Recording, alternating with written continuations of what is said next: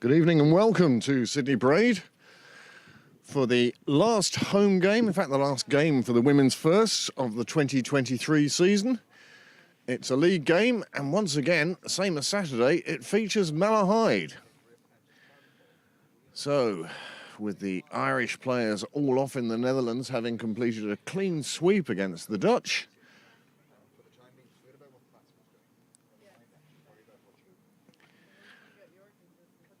and a fine three-game victory it was too. But the most important news to come out of Amsterdam today, from the VRA ground, just on the outskirts of Amsterdam, and a beautiful ground it is too, but Shauna Kavanagh has announced her retirement from international cricket. Shauna, who's been capped over 100 times by Ireland, she's only the 9th player to have reached that landmark. And many congratulations to her, and we wish her all the very best in the next stage of her life. 10 years plus she's been representing Ireland on the cricket field and doing so with distinction and as the result of very hard work. A number of times I've come down to this club and found the place empty apart from Shauna in the nets.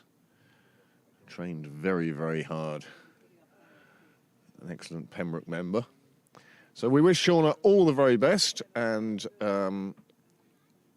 we'll see her back here soon enough.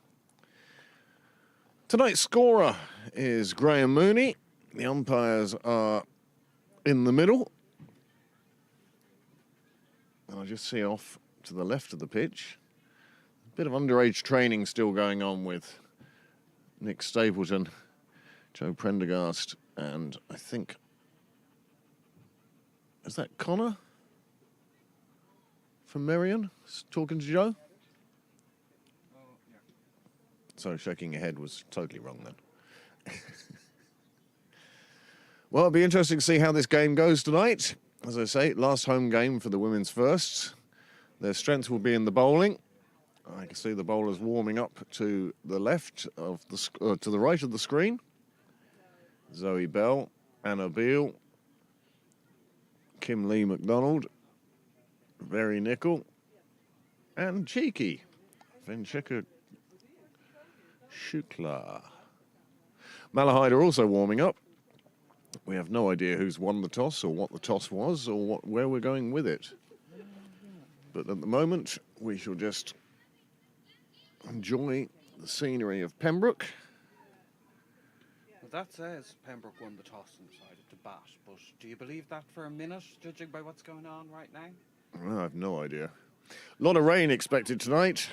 The groundsman's already been on, asking that the covers be put on tonight. And I feel sorry for anybody who's come down and come to Ireland to watch the Indian games. I don't think there's going to be too much play tomorrow.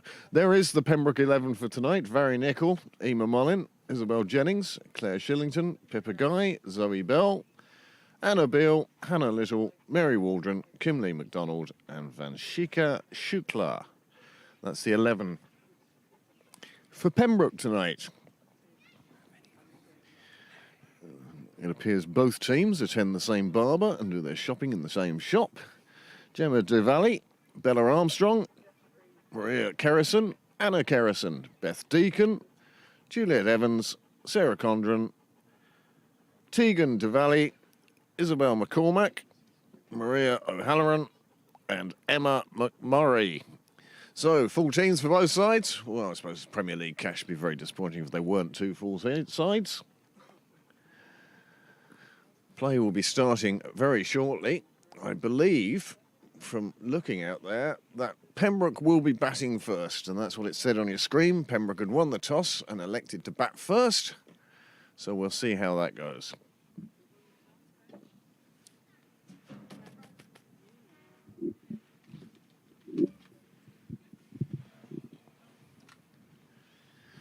It's very overcast at the moment. There's brighter skies out to the west, and we hope that they will make their way here. But at the moment, it's an overcast August evening. Do you remember when we used to have summer? June was nice. July was wet, and August has just been overcast.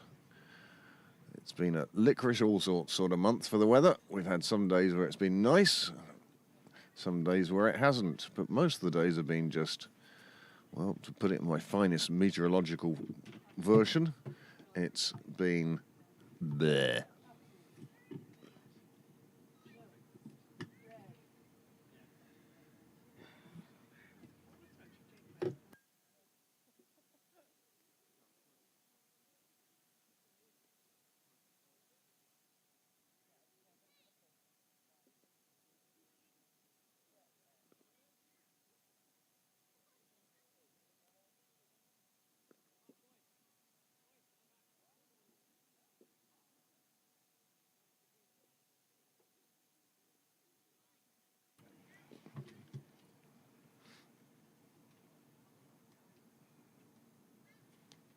So you've wind-proofed the other. We'll find out.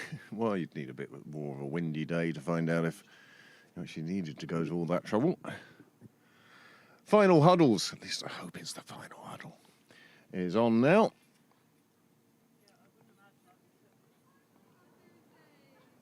I see Emma Mullen has the pads on. I suspect she'll be our number 3 today.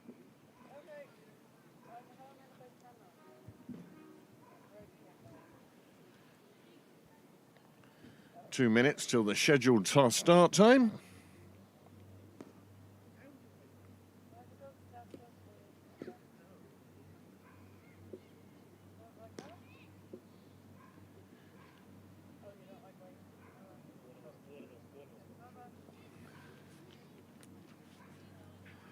Malahide starting to spread out in a bunch. Umpire walking straight across the middle of the wicket. And, well, you can pick out which of the two batsmen there. And you see in the background Saoirse Mooney, who played during the week, and Graham Mooney, who is wearing a nice blue cap today. Two bats walking out to the middle.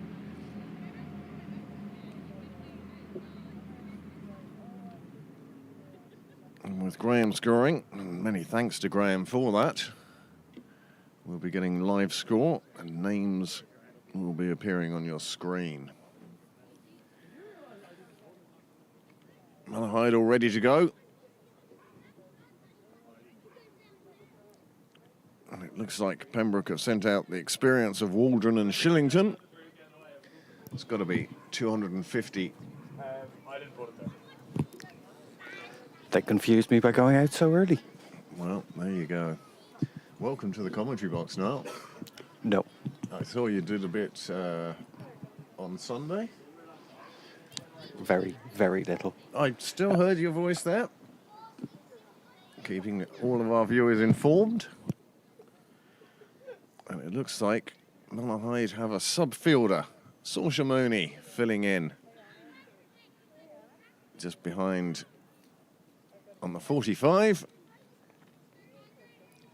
And for those of you watching in black and white, she's wearing black. Malahide wearing yellow. The umpires call play.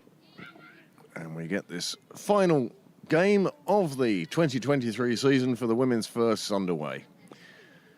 Shillington just lets that one go through to the keeper.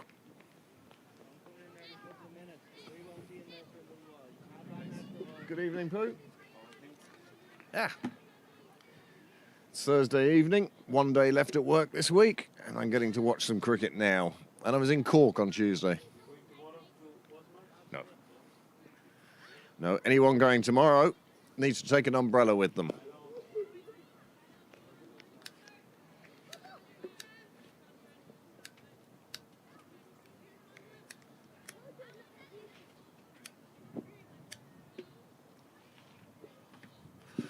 I had the great fortune to interview Warren Dootram, the CEO of Cricket Ireland, on Tuesday. And we were talking about those games against India. As Shillington takes one off the edge, guided down to third, it will just be a single, and Pembroke are underway. Yes, tomorrow's game is a complete sellout. Tickets can't be got for love nor money. They'd be changing hands on the black market for, I'd say, face value. Especially in light of the weather forecast. And I can also tell you that Sunday is also sold out. Ground capacity is about 9,000, I think, for these games. You can look at me like that, but that's the number the CEO of Cricket Island gave me. Niall just doubting that they'd get 9,000 at Malahide.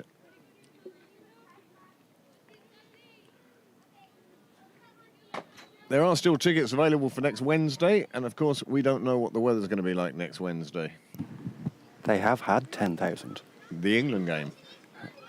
And an India one as well, India ones as well. But yeah, definitely the England game. Yeah, I was in the crowd for that one. This is wide, and it's punched away through the covers. Well, there's no running for that. Waldron gets off the mark beautifully. Punched down to the clubhouse. Super shot, 4 runs on the board. And there you'd say Pembroke are up and running. So your microphone mutes when you put it up like that. That's why you got that one. That's why you wanted me to get this one.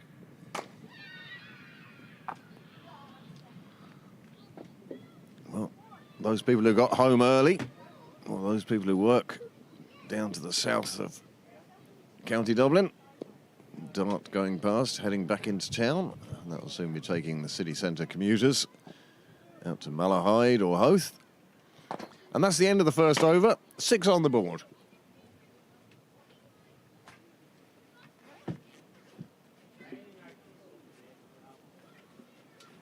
Yes, I was in Skerries on Monday,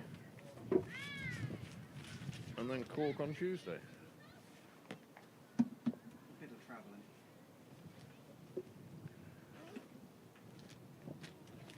That's not too far.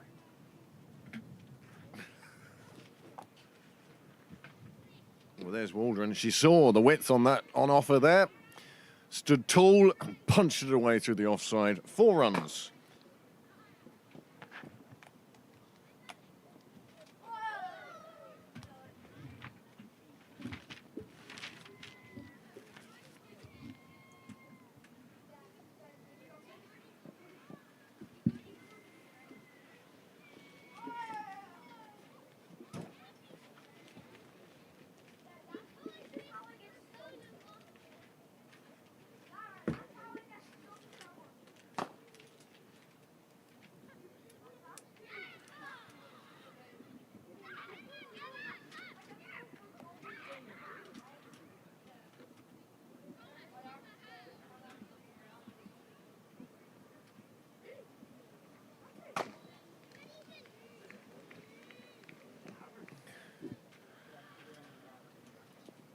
So it's going to be McCormack.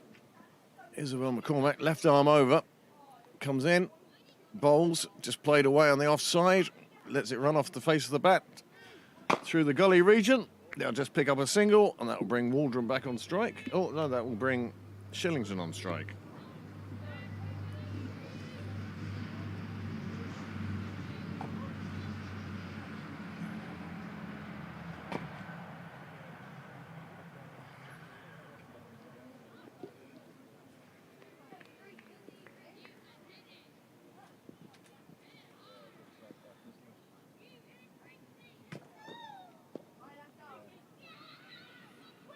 This time fielded in the ring, just a dot ball.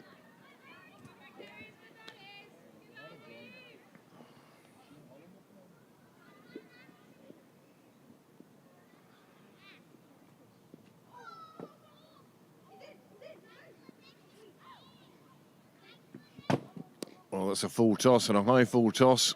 The umpire's going to signal that as a no ball, and a free hit will follow. Another one onto the score. And now we'll see Shillington with a free hit. She takes a look to see where the fielders are, where the boundary is.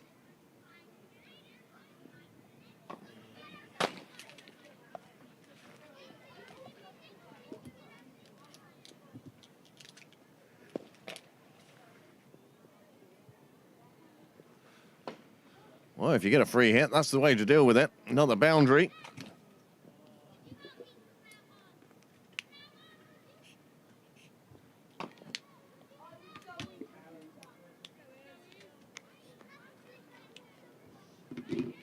Isabel McCormack now looking to finish off her over. Only 3 balls bowled so far, 6 runs coming so far. This one pulled round square leg where the fielder saves it. Just a dot ball.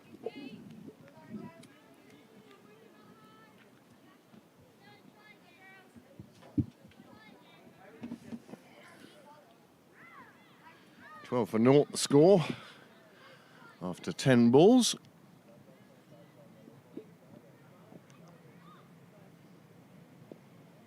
Shillington this time playing it out square leg, but not with as much power. It gives them the chance to run through for the single.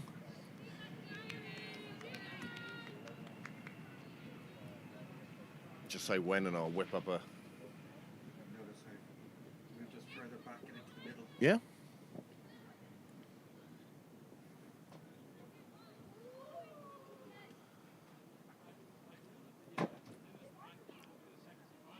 Wide signals. It's overs a little bit of everything, isn't it? Dot balls and singles and boundaries and no balls and wides. And we're still only 5 balls delivered.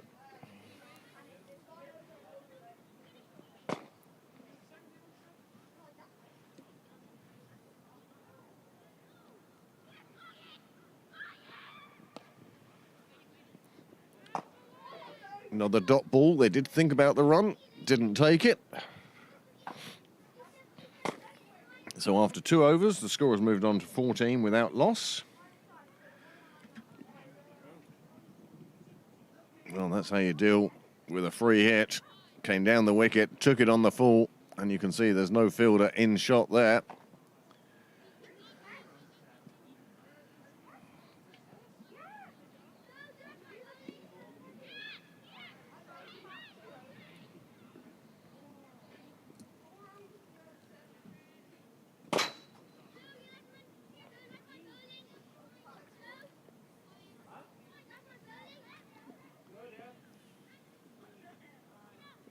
Not very many first down for nets yet, but it's early, I suppose. Defensive shot on the offside, another dot ball.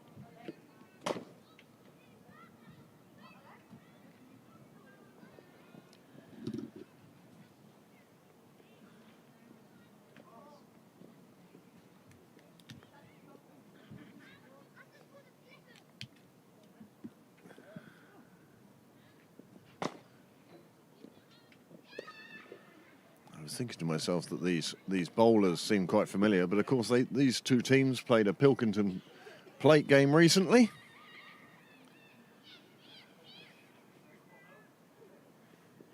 Evening, Donica.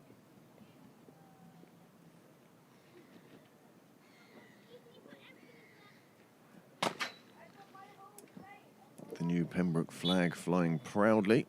Bit of breeze, enough to keep it straight. Well fielded. Mid-on doing a fine job with a full-length dive.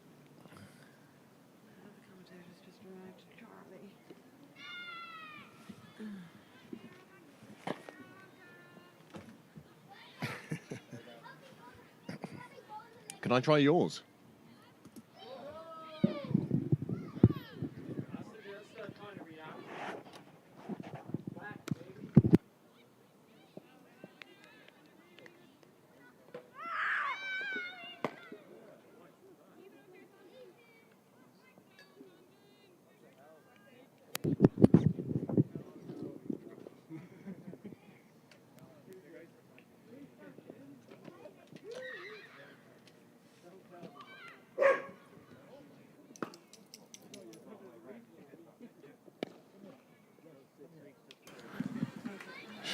Waldron crushing that one down to mid-off. Single taken. Score just ticking along quite nicely at the moment.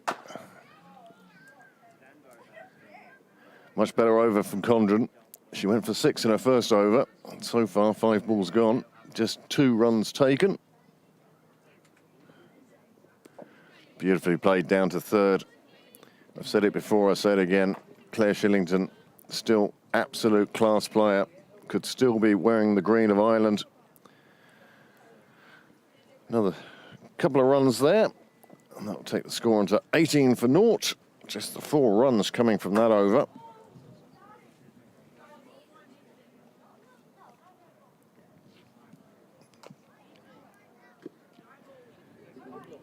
So 10% of the way in. Suggests a score of, well, that's 3 overs gone, isn't it? 6 and over. Suggesting a score of 120. But I suspect Pembroke, especially if these two stay in for any time, length of time, will be looking for a much bigger score.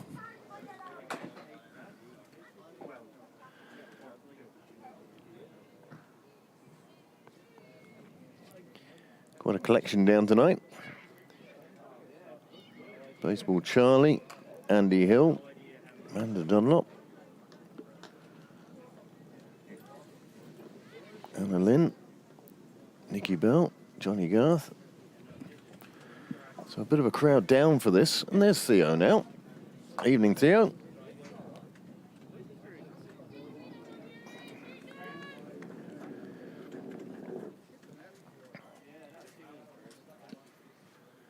And earlier on today, of course, as well as the Irish ladies, Irish women, winning and securing a clean sweep over the Dutch in VAR grounds in Amsterdam.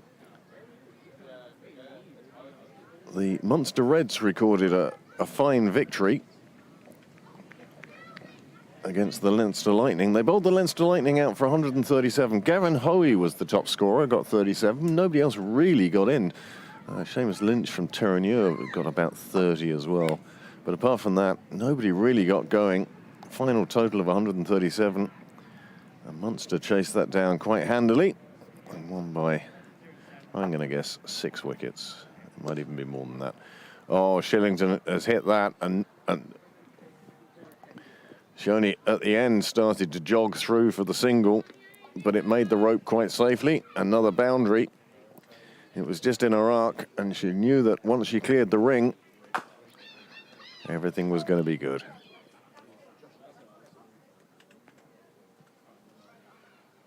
She did have some self-doubt at the end as to whether it was going to reach the boundary, but it did. This one hit straight back at the bowler. Sort of dipping down before Shillington get to it.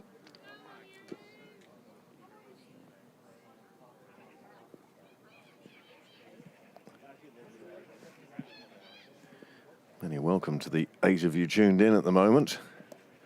Played away on the offside.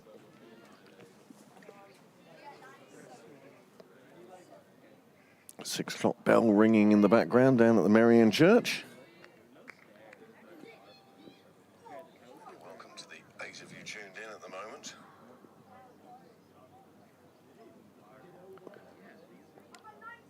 This one not going anywhere near where Shillington was aiming.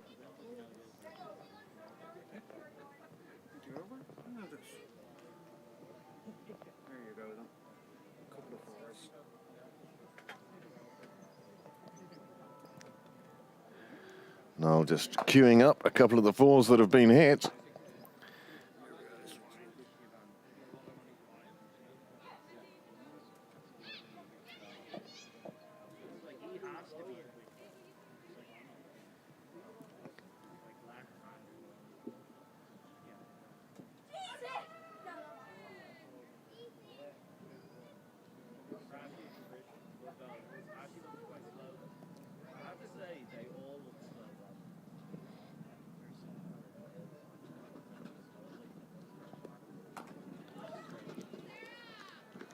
Another dot ball as Condren continues.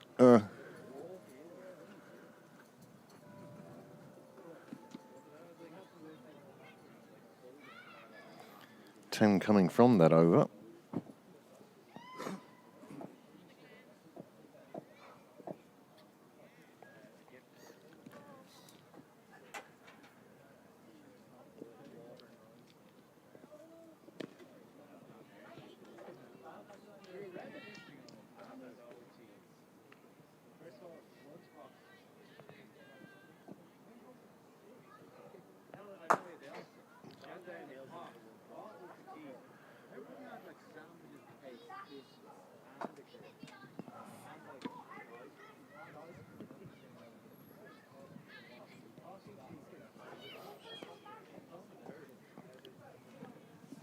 Another single taken, played out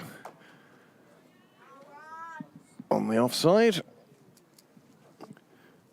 Score moves on to 29 in this, the 5th over.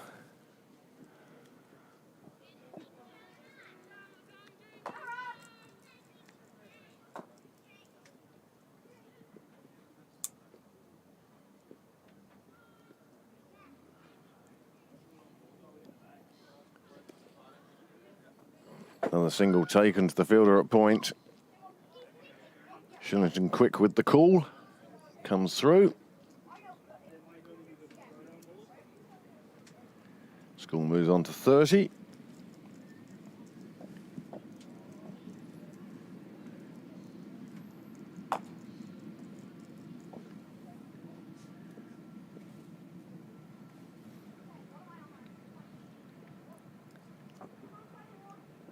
Another one outside off. Another one played away for the single just behind point. This time the fielder goes to the bowler's end.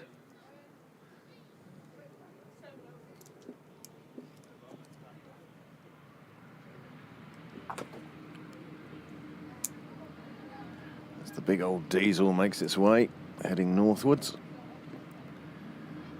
Hear that big rumble in the background.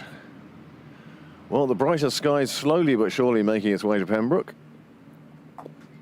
Just as Waldron powers one.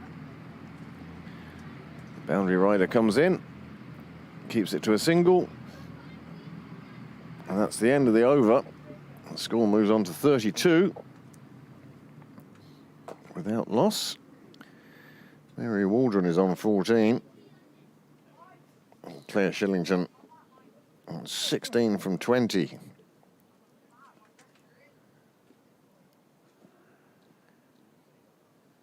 Third over from Condren. The question is, how much longer will she bowl through, or will she be keeping one for the end? Tough decision for the Malahide captain, and it looks like they're making a change of bowling at this, the St John's end.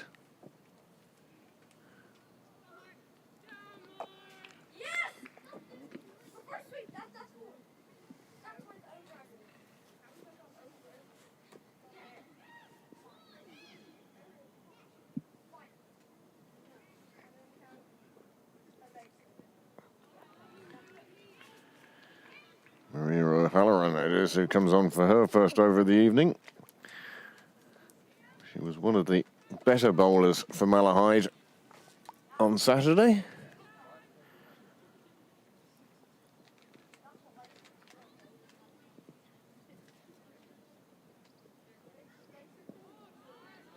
Nice delivery, just beating the outside of the bat. Waldron just playing down the wrong line. Yeah, I like this.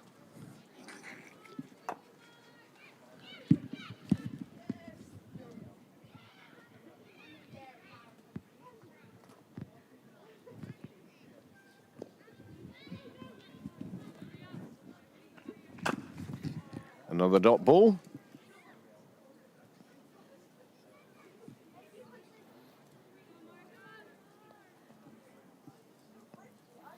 Also, if you'd like to get involved with our live chat on YouTube, feel free to send in your suggestions for the Alternatives Awards this year. As Waldron plays one out through the leg side. It will be pulled up just inside the boundary. Very well fielded. But it won't stop them picking up, well, possibly 3. You just can't decide whether it's raining or not, can you, Noel? Well, it is. Noel moving his camera in and out from the shelter of the gazebo. And what a fine job this gazebo has done for us this year. And this one's a full toss, and Shillington is too good a player to let that go by. And it's the first maximum. It goes into the bushes and onto Cyril's way. A super shot. Well, that's the sort of thing that helps the scoreboard go rattling along. I saw an innings on Tuesday from Gareth Delaney, whereby he was in for 8 balls, scored 26.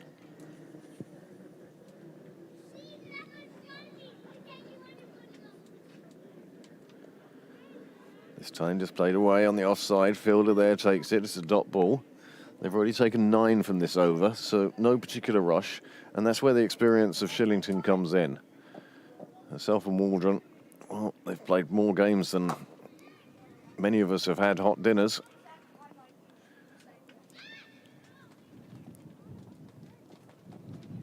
Both of them in that group of 9 players who have won more than 100 caps.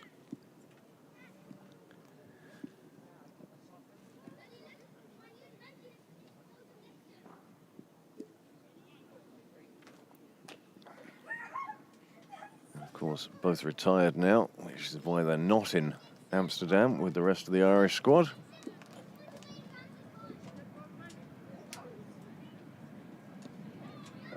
And the umpire signalling the end of the power play and the start of the next one.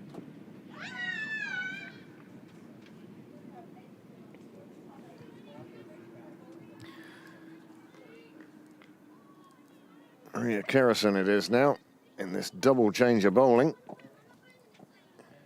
She'll be bowling from the nursery end. The noise you hear in the background, of course, is the young lads still practicing, still netting, and the first team are off, starting with their traditional warm-up of a game of football. This one gets hit right out to the boundary. The boundary rider keeps it in, saves the boundary. Can't stop them taking 2. Yes, the Irish women chased down 117, I think it was, the Dutch managed to reach today. And it wasn't the top 4 that got them there. Everyone played their part. This time Waldron plays it round the corner. Saoirse Murphy.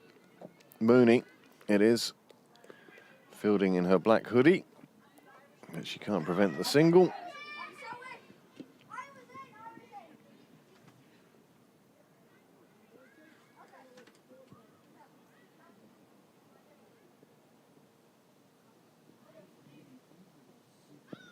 By the way, Noel, Mary's video, top notch.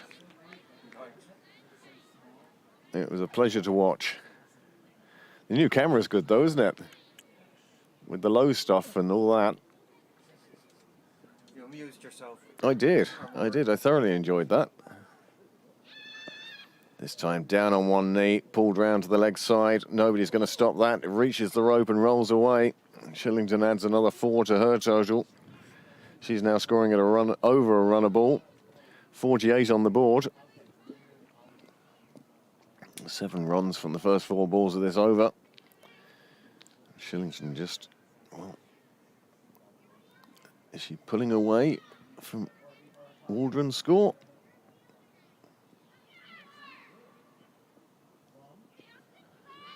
Another one.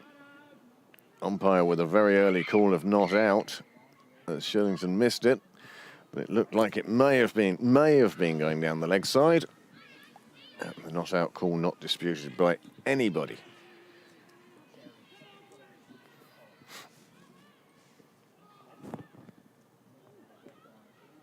This time Shillington uses power as well as skill and pumps it over mid-on's head, and it runs away to the boundary just by Con's door.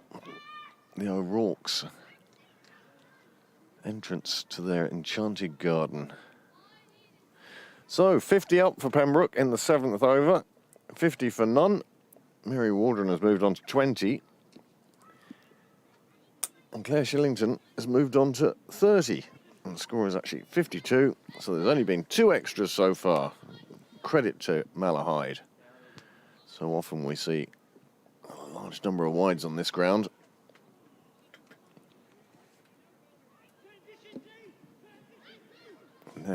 There was width, short and wide, and it disappeared over mid-on.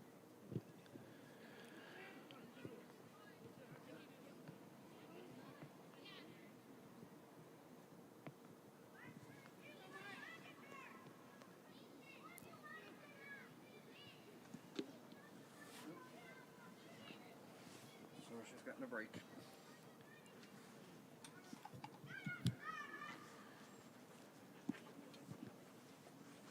Hello, Josh. How are you, mate? How are you? Yeah. Oh.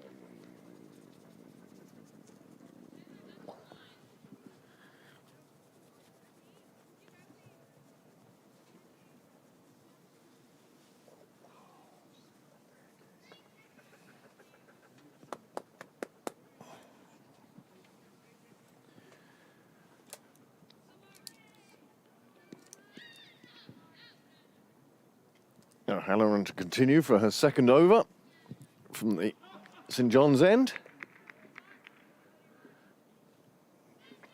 Just an open face of the bat, running it down. And they take the single.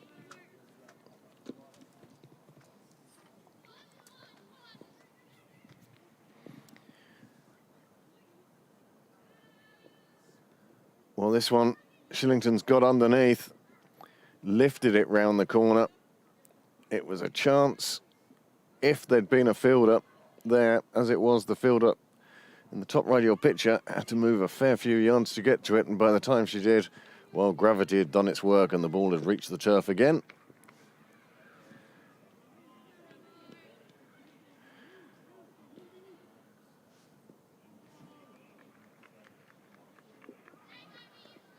So a couple of dates for your diaries out there if you're a member of Pembroke, and even if you're not.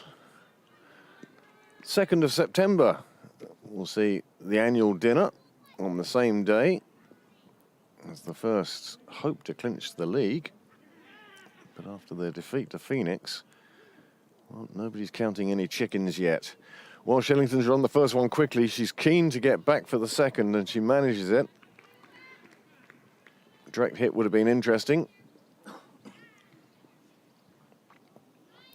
And then the 9th of September, Ireland are playing Romania in the World Cup. The firsts are playing away at Civil Service in their final championship game. And it's the awards night. So, if you won an award last year, can we have it back, please?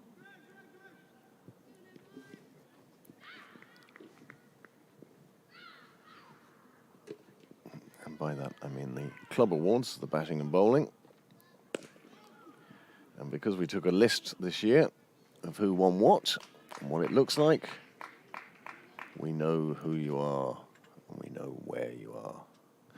4 straight back down the ground, super shot, takes Shillington on to 36, takes the score on to 59. And that is the end of the 8th over.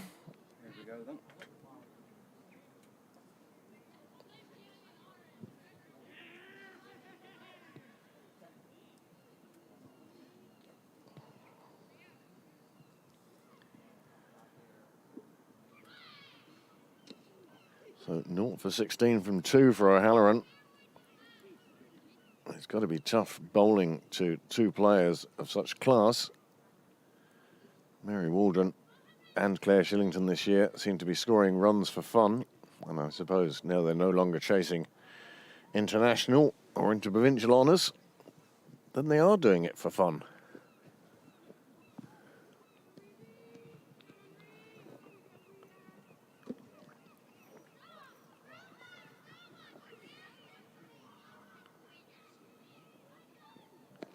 Well, this one short and wide on the leg side. Waldron swivelling and punching it behind square for 4 runs. Nice shot.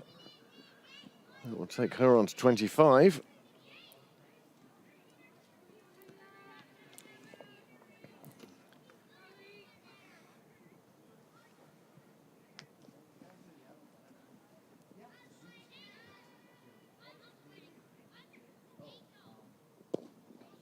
And now with the field spread so far, Waldron finds she can just push it up to mid-on and take a very easy single.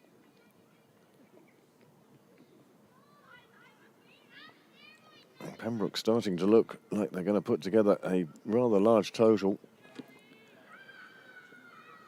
I must bemoan the fact that I haven't seen Sammy the Seagull in a while. I'm suspecting he either fell victim to the foxes Well, he found himself a partner and he's gone off to build a nest. Let's hope it's the latter.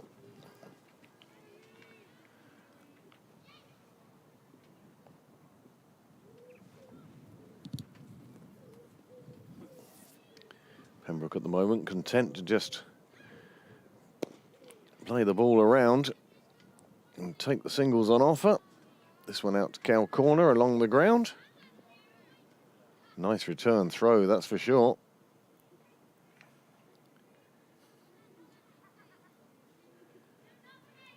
.66 without loss. And this is the 9th over.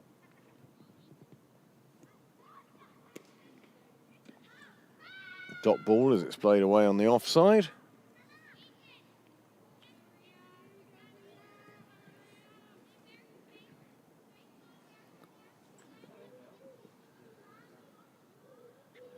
Kerrison coming to the end of her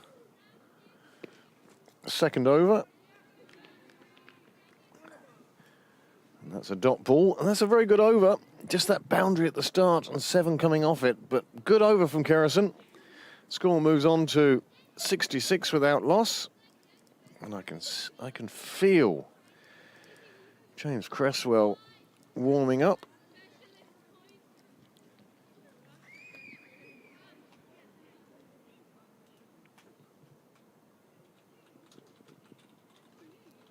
And here we have a further change of bowling now. Where are you? You're working on that one, are you? I can do stuff on this one, is what I'm saying.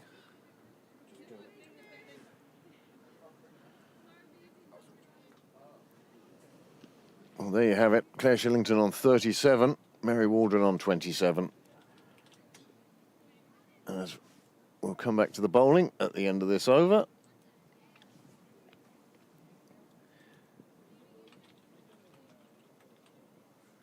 We see A. Kerrison coming on for her first over.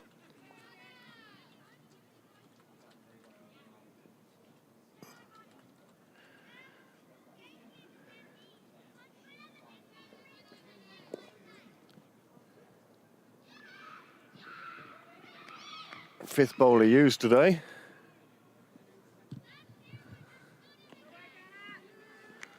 And at the end of this over, we'll show you the bowling card to date.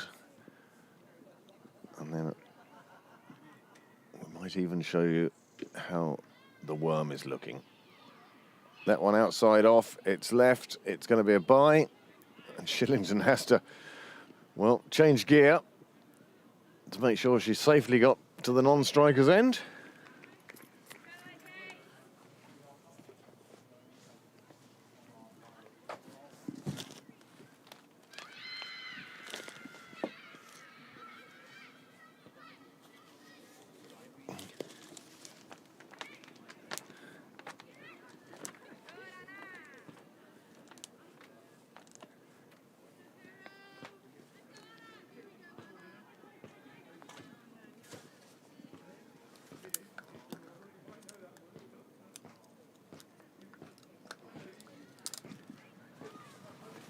Niall, are you going to the dinner this year?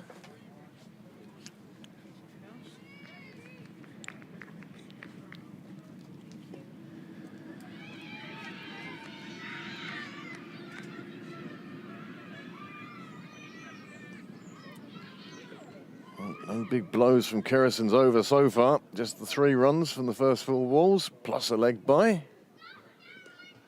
But this one's wide. And Waldron it is, pushes it out to the boundary rider, takes the single.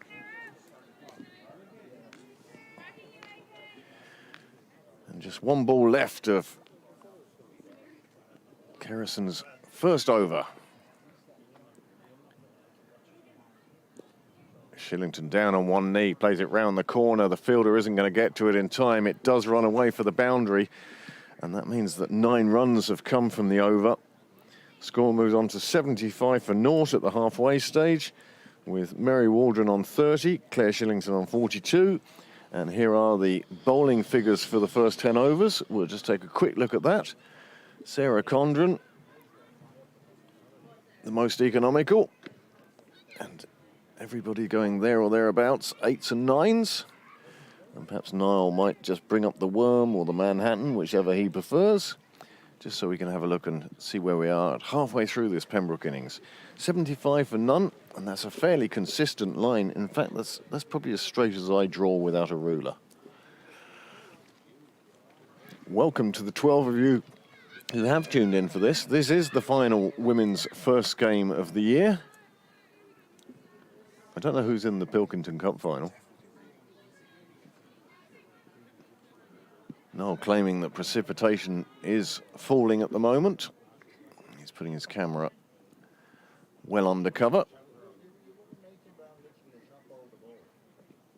Oh, a little lap around the corner, and the fielder in the ring does a good job keeping it in the ring, and they only get through for a single. Nice little lap from Waldron, and you'll see her opening her bag of tricks as this inning goes on. Now Claire Shillington, she's on 42. She's gone big and there's no fielder there. The boundary rider far squarer, and it's gone for 6 all the way. That takes Shillington on 48.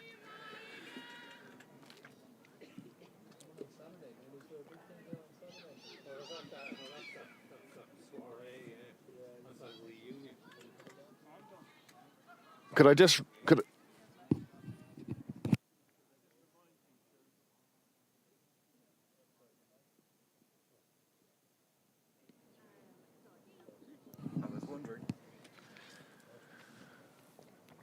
Well, since I heard of another club's streaming service picking up unwanted conversations, very aware of that. Another big shot from Shillington, this one down to the pavilion. Once it pierced the ring, there's nobody out there to stop that, and that's 4 more, and that takes her to yet another half-century. She really is scoring runs for fun at the moment.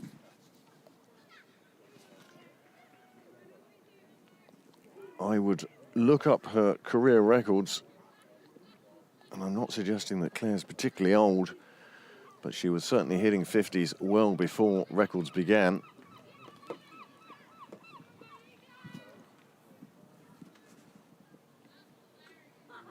But another half-century coming up of 39 balls.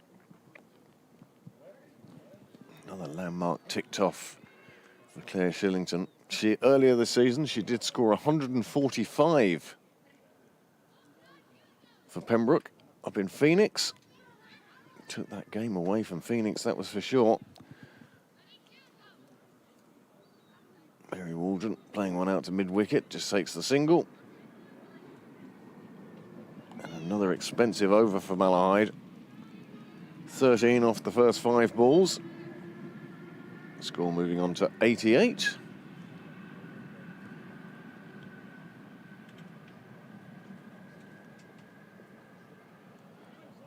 Well, this one was too wide even for Shillington. It has been chased down. 3 more will go on to the total. There haven't been too many wides. Pembroke moving on to 91 without loss. And this the 12th over, 11th over.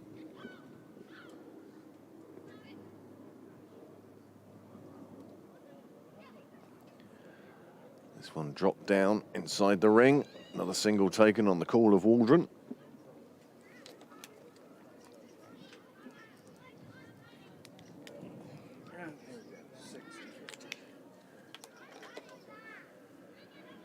Well, if you're going to reach a half-century, isn't that just the way to do it? Well, that was the 6 first for 48. That took her from 42 on 48. And then this shot took her past the half-century for yet another landmark for Claire Shillington. Mary Waldron on 32, Claire Shillington now on 53.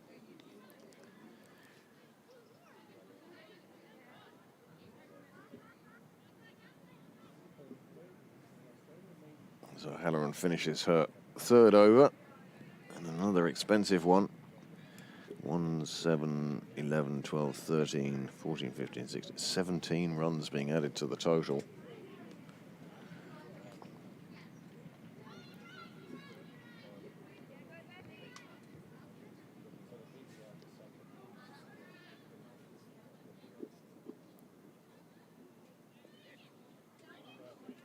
One off the first ball.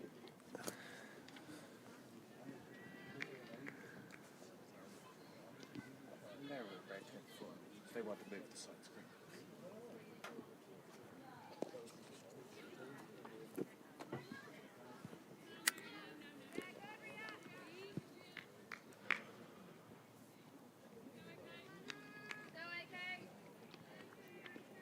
Anna Kerrison it is, back on again. This for her second over.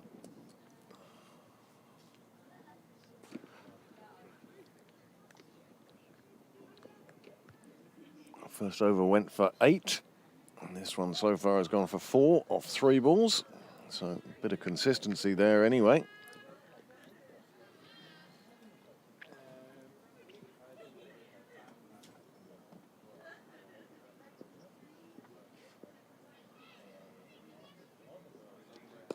Another big blow down the ground, splitting the 2 fielders. Nobody can cover that. And it's 4 more for Shillington, takes her on to 60. And takes Pembroke past the 100.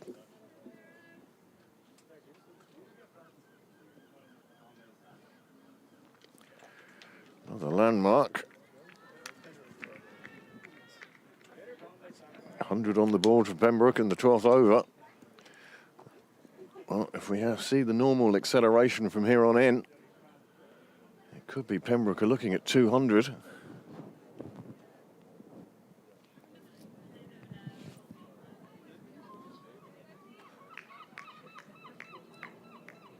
Two more. The ball played down to third. And it's definitely got a bit brighter. We spoke at the start of the game how off to the left, to the west, there's a bit more brightness. And it seems to be making its way to us. Another one played away on the offside. This time the boundary rider can fetch it, and it's just a single.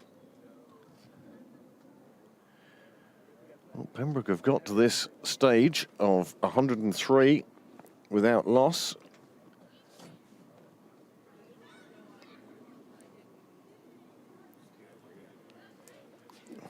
Anna Kerrison, 0 for 18 at this stage.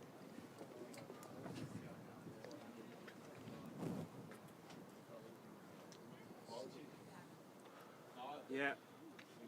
Yeah.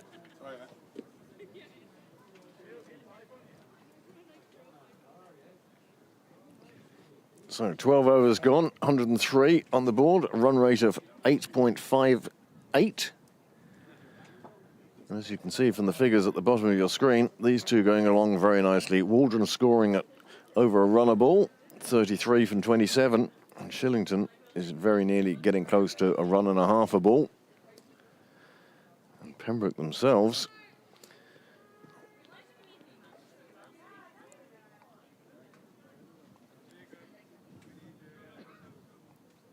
not too far off. 9 and over, 8.58. Well, this one didn't come off the face of the bat. It's definite edge, but it runs away down at long leg for 4 more runs. 4 more for Shillington. And perhaps now they're starting to put their foot on the gas, maybe take a little more risk. They've got to where they are so far with so little risk. But they've now reached the stage where a little risk is justified in an effort to increase the scoring rate. 107. And still without loss. Tough on Malahide out there at the moment to be facing 2 bats of such class and experience. This one clubbed by Shillington. Over past mid-off. Runs away down to the flagpoles area. 4 more onto the total. 4 more for Shillington.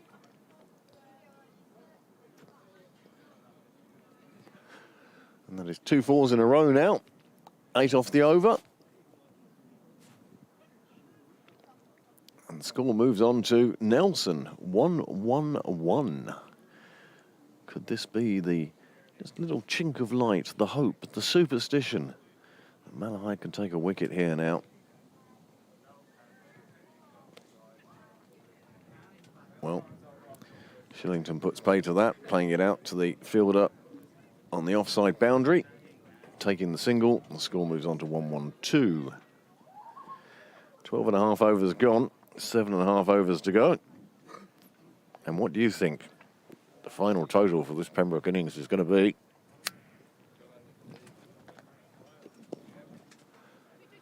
Waldron plays it out on the leg side.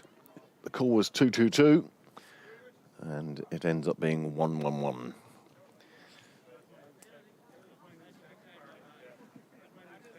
But the score isn't 1-1-1. But it was close. No, but it was a moment ago.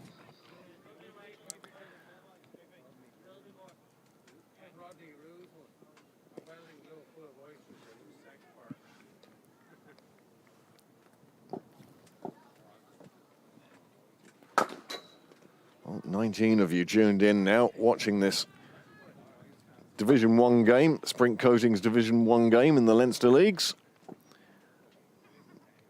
This is the last round of games.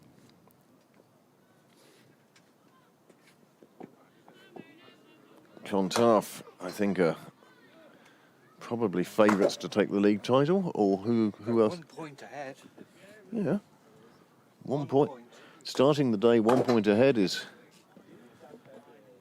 the way to go as we come to the end of the 13th over with the score on 1-1-4. Another expensive over. Waldron, well, she's letting her partner do all the work at the moment.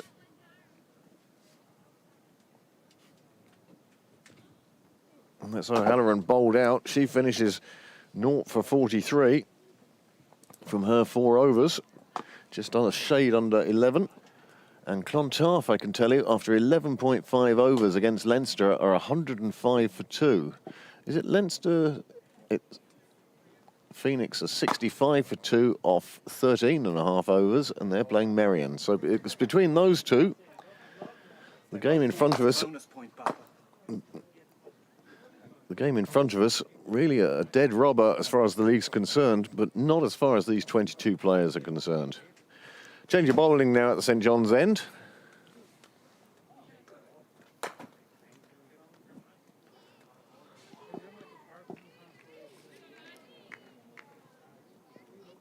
Well, Clontarf and Merion, it makes it interesting. One of them is batting, the other one's bowling. Beth Deacon comes on for her first over, the 14th of the innings.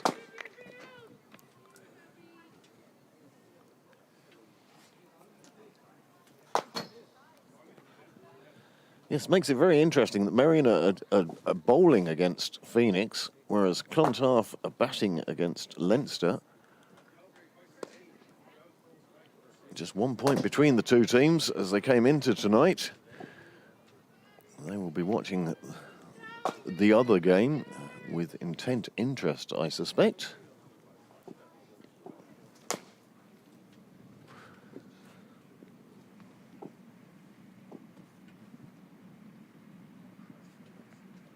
And Beth Deacon has finished the innings of Claire Shillington. She is bowled up. She got one to come back, go past the bat, crashes into the stumps, and the fall of the first wicket at 1-1-6 in the 14th over.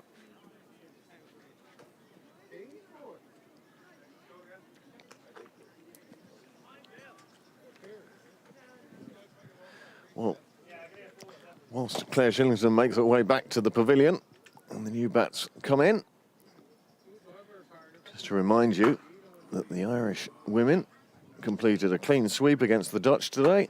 And yes, Deacon getting that one to come back between bat and pad. Lack of foot movement there from Shillington. And as a result, it found its way through to the stumps, and she heads back to the pavilion with 71 to her name. 73 to her name. 74 up on the board. Oh, 74, was it? Oh, who knows?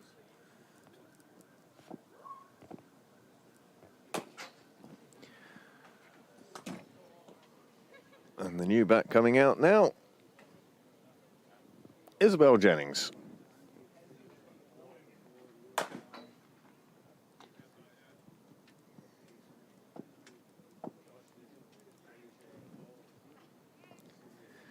Stand of 116 for the opening pair.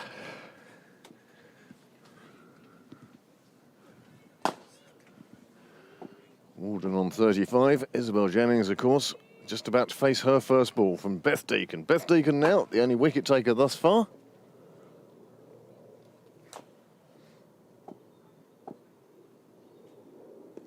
And Jennings underway straight away, pulling it round to square leg. It'll just be a single, but it gives the strike to Waldron. 2 balls remaining in this, the 14th over. And we'll show you the batting card at the end of this over.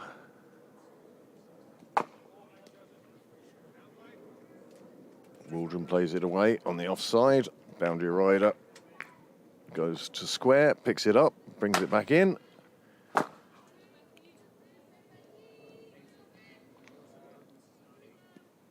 Isabel Jennings back on strike.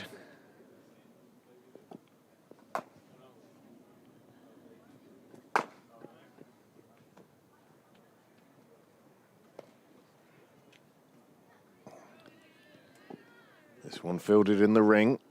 Jennings forcing it out, ends the over. 118.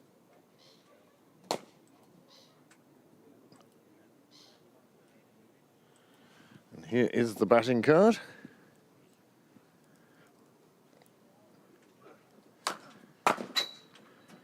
Mary Walden on 36, and Isabel Jennings now off the mark.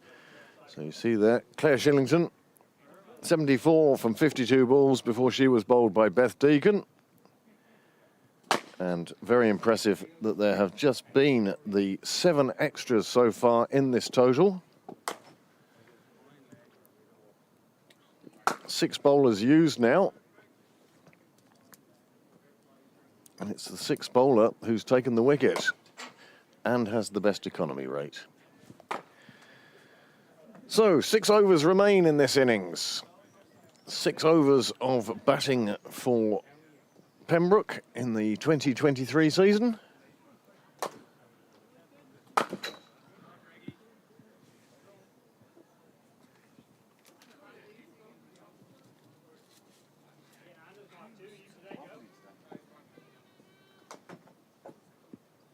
Anna Kerrison returns for her 3rd over.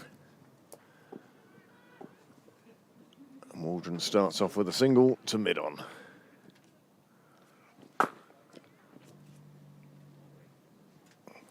And although the international players are away at the moment, there's still plenty of Super Series representatives here today.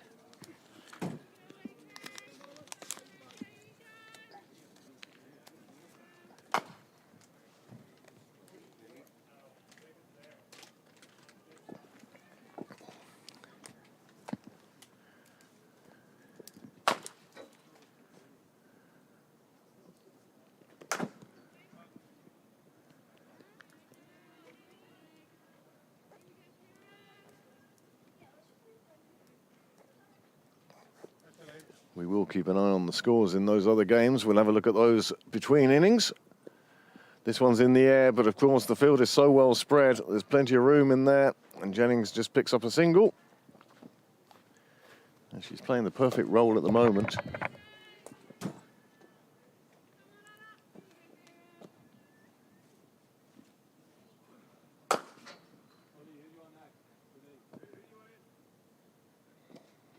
Waldron chopping this out.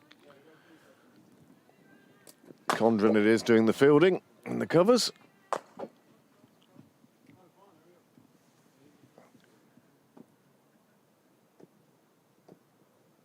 Full pitch ball. Waldron, well, no more than pushes it really onto the leg side. Takes the single. She moves on to 38. And Isabel Jennings will face the final ball of Kerrison's over, Kerrison's 3rd, and the 15th of the Malahide of the Pembroke innings. Well, it flies off an edge to short 3rd, but there's enough time to take a single. They do. The score moves on to 122 for 1. Waldron on 38. Jennings has moved on to 3.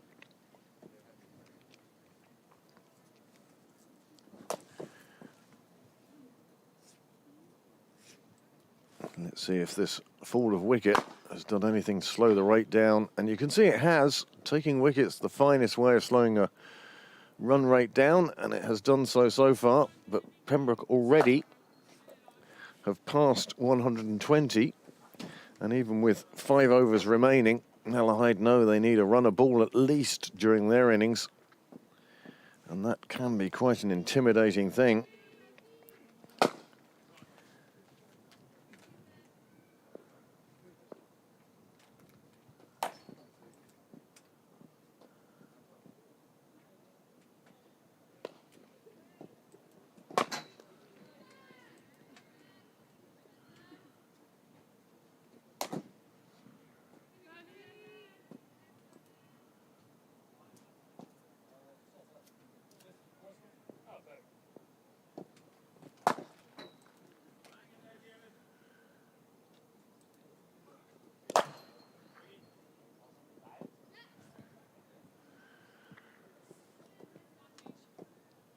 Jennings taking another run. And Phoenix have moved on to 77 for 2 off 17 overs. And Clontarf, in their game against Leinster, are 119 for 3 off 14 overs. It's such a shame that with the league title on the line, that the Irish players are away at the moment. It's a shame that the Island stars of, well, all of the clubs currently missing in action. It would have been hard pushed to get a flight back from Amsterdam after winning today's game and get back in time. Well, this time Waldron pulls it round to the leg side and it crashes into the fence on Cyril's way. 4 more, and that's the first boundary for Waldron in a while. It will move her on to 42. And it moves Pembroke on to 127. 127, of course, best known for being a type of Fiat.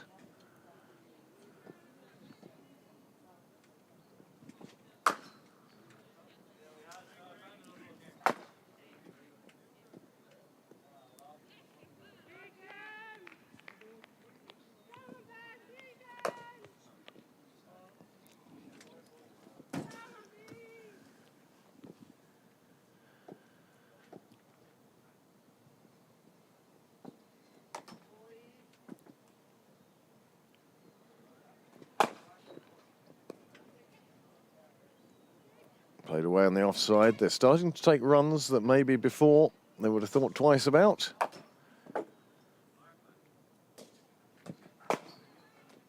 Runs just being accumulated by Pembroke at this stage.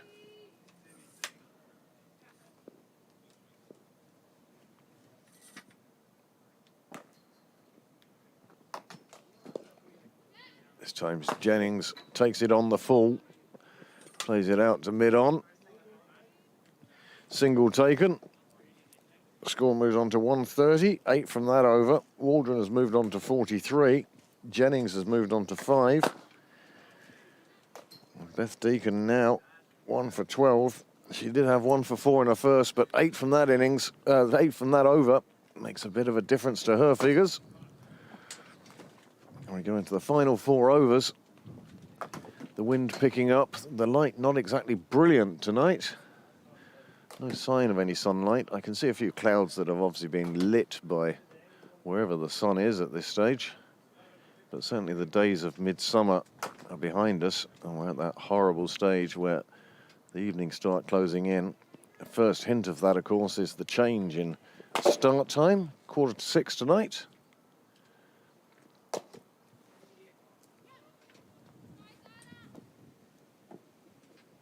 Kerrison begins her last over.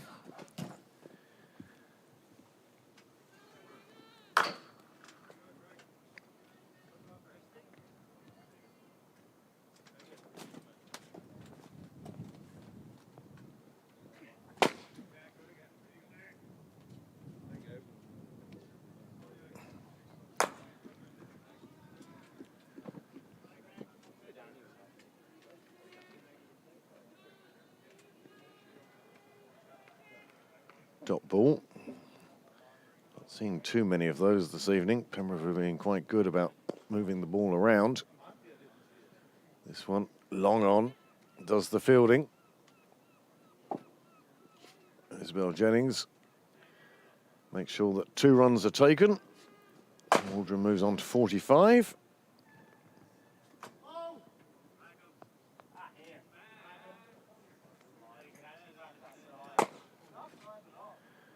Another attempted big hit, but it squeezes out off the edge of the bat, comes down to short third, and they come through for the single.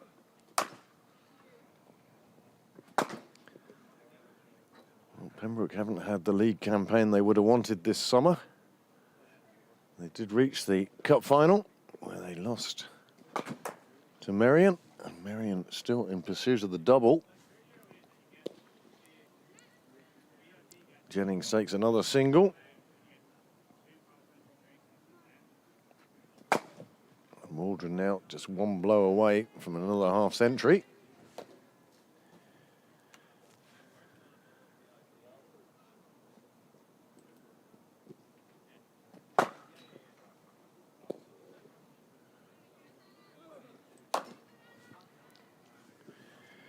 Kerrison completes her spell. 0 for 27 tonight for her. Waldron on 46. Jennings on 6, and the Pembroke total moving on to 135 for 1, and 18 balls remain in this first innings. It is quite dark out there today. The camera, of course, sucks in all the light it possibly can to give you these pictures, but trust me, it's not as bright as it seems on your screen. But this has been a dominant performance by Pembroke.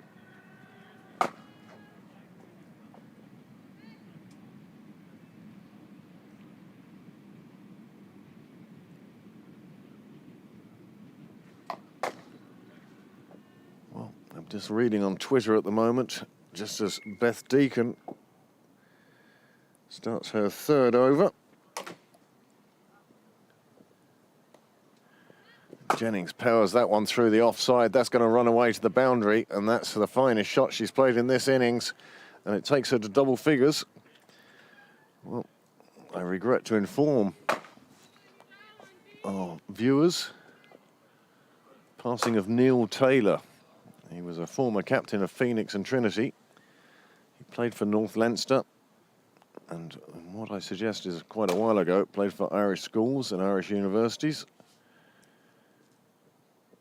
And our thoughts, of course, with his family and his friends at this time.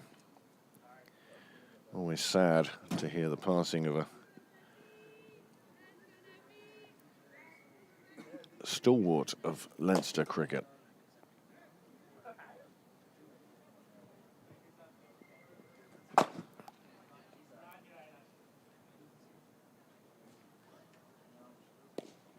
Well, Waldron pulls that one out, square on the leg side. It reaches the fence, and that is the 2nd half century of the day.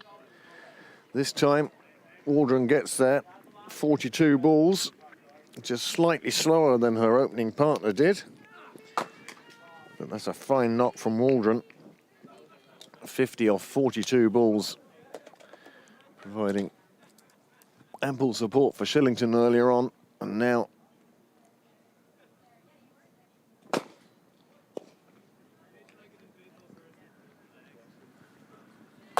this one fielded, just the single.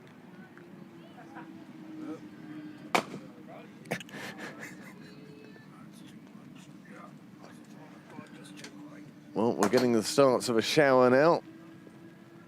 I can hear it on the top of the gazebo, and it could be I'm called away from you to operate my second facility, my second position, which is Niles Gopher. But at the moment, no sign of the players coming off. It is only a passing shower. They're hoping that it will pass before too much else happens. There is a lot of rain on its way, though. We all know that. Another single for Jennings, taking it on the fielder. And that's the end of the over. Another good over for Pembroke, 11 coming from it. The score moving on to 146 for 1. And I'm actually starting to wonder if Niall happens to have any lighting for the gazebo. The lights are on in the gallery room, and you can see how bright they are from here. Not on your screen, but it is tough out there at the moment.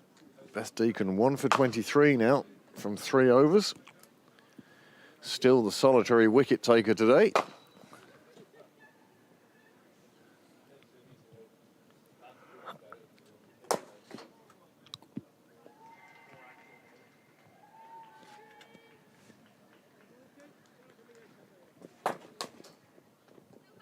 Pembroke now closing in on 150. Still scoring at over 8 and over. They'll be looking to put up 160, 170 perhaps. Jennings plays this into the leg side. The only fielders are well deep. And so single easily taken, giving Waldron the strike. Score moves on to 147. And Jennings takes herself on to 13.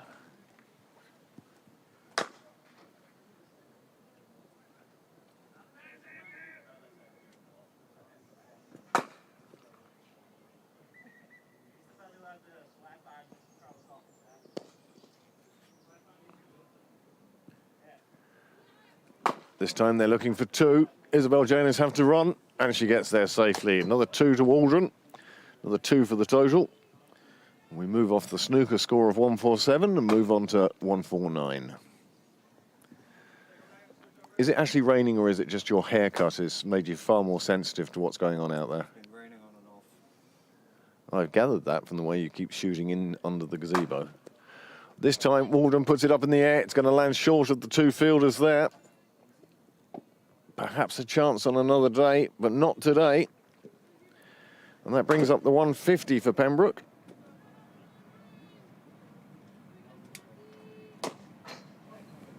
And the 19th over.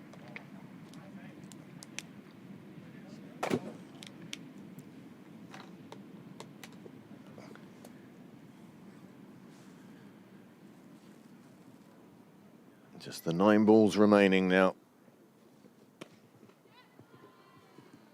Shot from Jennings. Diving fielder can't stop it. Runs away to the clubhouse again. It's the favoured boundary tonight. And there are her teammates.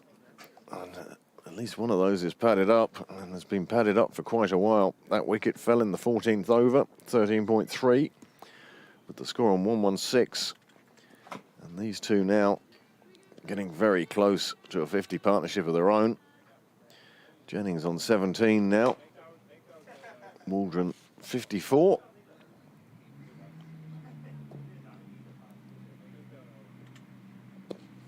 Jennings again digging one out. It runs past the fielder. She gets a hand to it and keeps it to a single.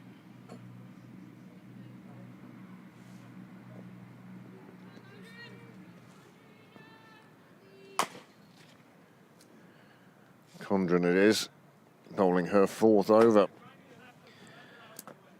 Just 1 ball left of her spell. 9 runs off this over so far. And this time, Waldron hits it up to long on. Fielder comes in, but can't stop Jennings making it into 2. Score moves on to 157 for 1 with 1 over remaining. Waldron, having got her 50 the over before, has moved on to 56.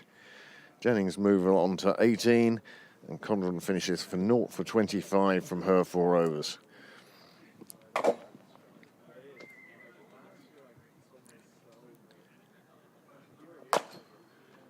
Well, that was a super shot from Jennings. She gets the congratulations on. That's Mary Waldron's 50. And this is the terrific shot from Isabel Jennings. Pushed down to her teammates, one of whom leaps from the bench to do the fielding. And just 1 over remaining of the Pembroke batting for 2023. And it'll be interesting to see who wins the batting trophy for Pembroke this year. As McCormack comes in for her third over. This one flies away to a short third. They go to the non-striker's end. It's missed, but they won't take the overthrow. Another one for Jennings. They've put on 42 this pair now. And here comes the rain again.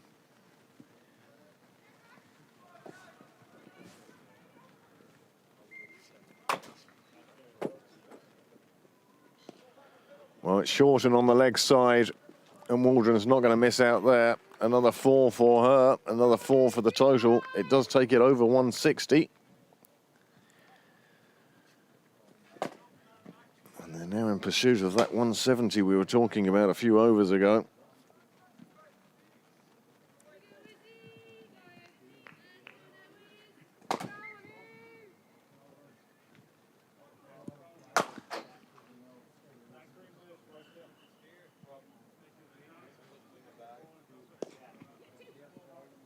Waldron hits this one and calls 2 very quickly. He's out to Cowell. There is a fielder there. It's Condren, but she won't be able to stop them getting back for 2. Mary Waldron now.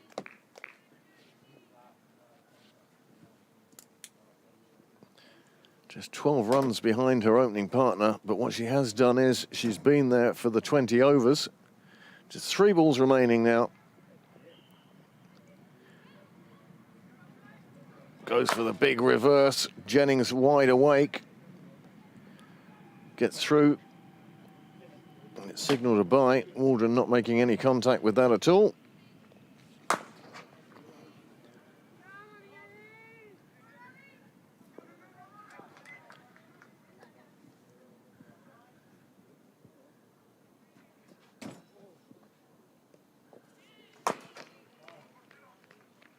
Well, she's bowled. Jennings trying to sweep one round to the leg side, and she departs. She departs for 19.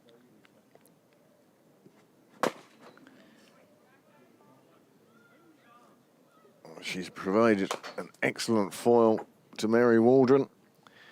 And Pembroke lose their second wicket with the score on 165, and with 1 ball remaining in this innings.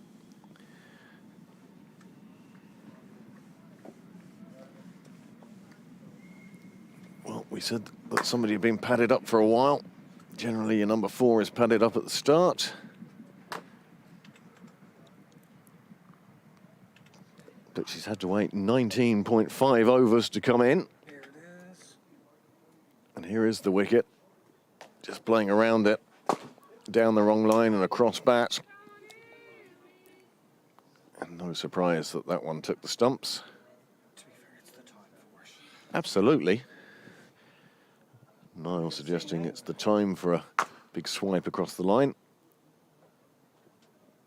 And there's another one. And this one runs out to the fielder. She'll bring it in. Just 1 more onto the total. And Pembroke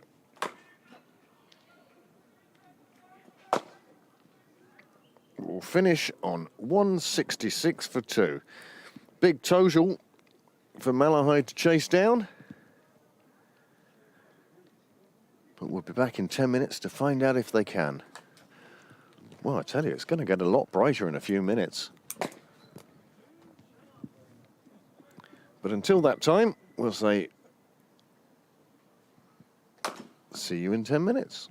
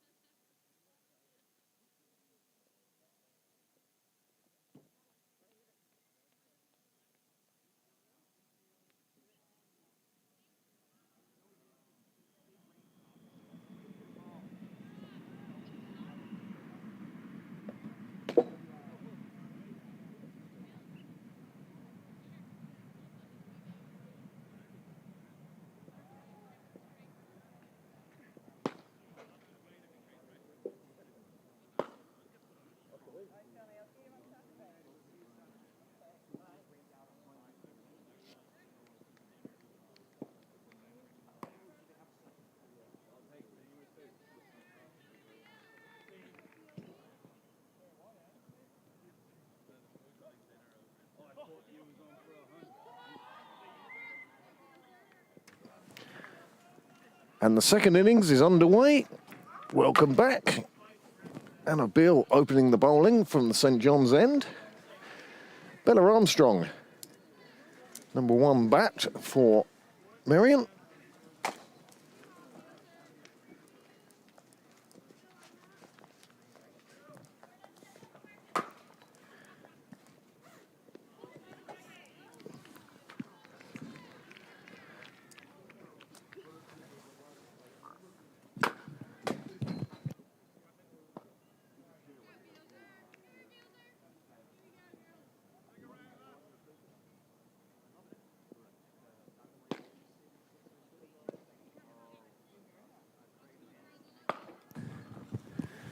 Well, that's a fine shot. Just clipped off her legs over to the leg side and chased all the way, but without success. And that's 4 on the board for Bella Armstrong. She's opening with Beth Deacon.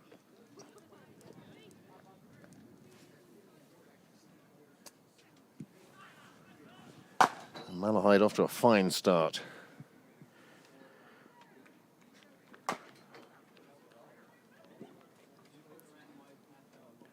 As you can see, they require still another 163 from 118 balls. The run rate required just about 8 1/3, 8 1/4, 8 1/3. As I say, this is the final round of games in the Division 1.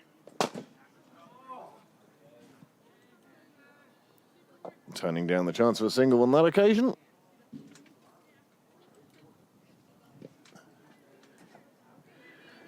Well, I can tell you that Merion are chasing 95 for victory against Phoenix. And Clontarf have amassed 181 for 3 against Leinster. Well, you'd know that Leinster are missing some players there. So, Annabelle gets through her first over.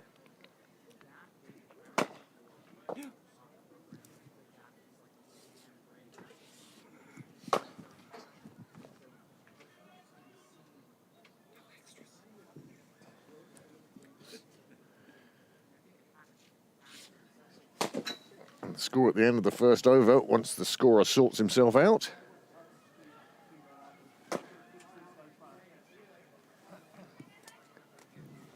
Five for no wicket. Nick, I brought my stuff if you want me to fix your bat for you. Yeah, I'm going to do it now. Yeah. I don't want it to break. Peter, I didn't know you were going for Australian citizenship. Peter Prendergast just walking past me there with a piece of, I think, what looks like a piece of sandpaper. And now he's off to the Australian embassy, going to claim his citizenship.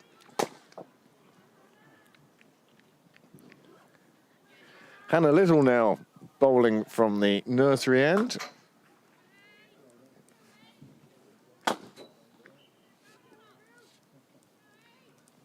Her first over. And look how bright it is now.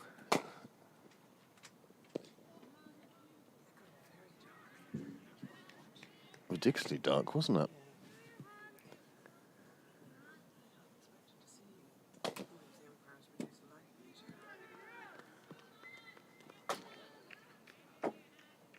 I think their light meter is the same as their rain meter.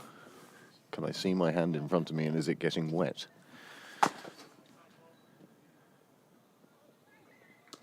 Oh, that's a lovely shot from Armstrong. But it's fielded out in the deep by Isabel Jennings. Keeps it to a single, but what a lovely shot that was. And now Deacon will get to face her first ball.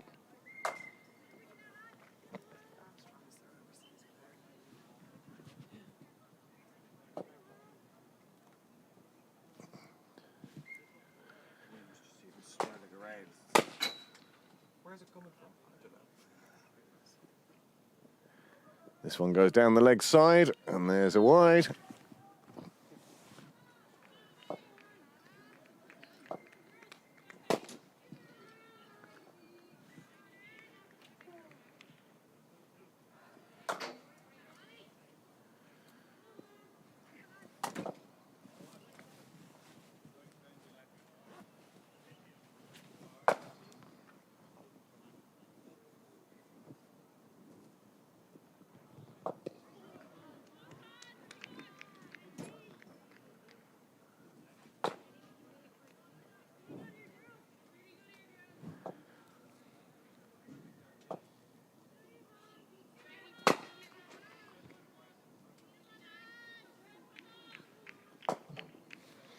I see the swimming authorities are bringing in an open category, similar to what we have in cricket.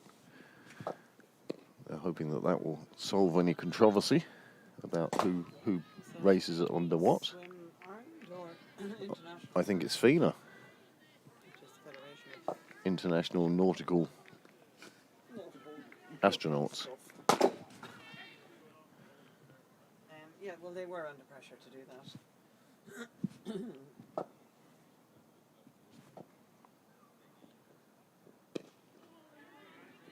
That's better from Nigel. Just the 2 wides in the over and 1 run off the bat.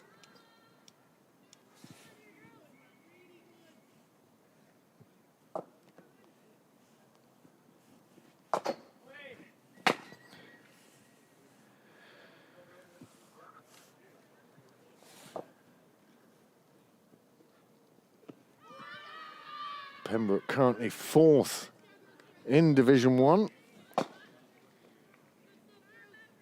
A little bit behind this Malahide side. And at the end of 2 overs, the score has moved on for 8 for naught. Bella Armstrong is on 6. Beth Deacon yet to score. The required run rate now going up to 8.83. 159 runs required from just 18 overs.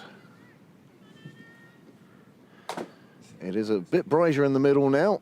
The big, heavy, low cloud seems to have moved on. There's still no sign of the sun. I thought I might have caught a glimpse of it at some stage.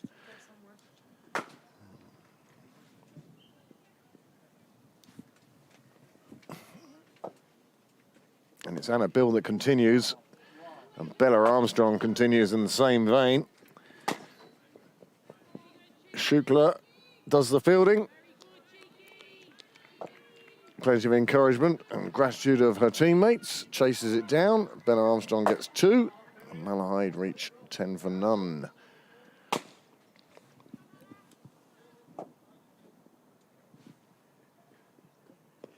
That's well bowled by Bill. Good line, good length. It was a little bit, when I say good line, a little bit on the pads. But it did cramp Armstrong up for room. She couldn't get it away. This is good stuff from Anna Beale. Captain of the seconds here in Pembroke. But with the internationals being away,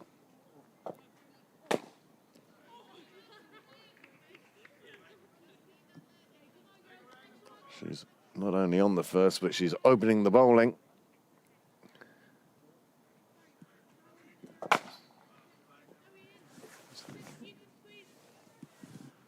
Pippa Guy it was, who made the attempt at the catch, not quite getting that.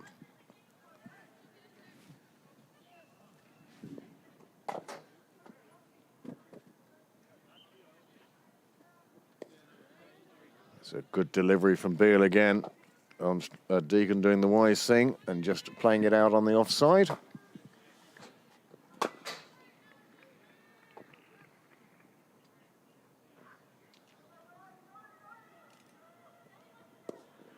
Very distinctive bowling action. I mention it time and time again about Anna Beale.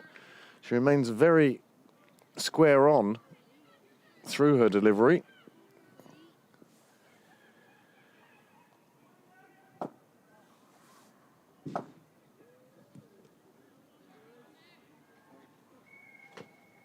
Aldrin claiming the catch.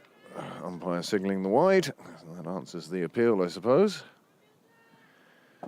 Well, before today's game, the difference between the top 2 teams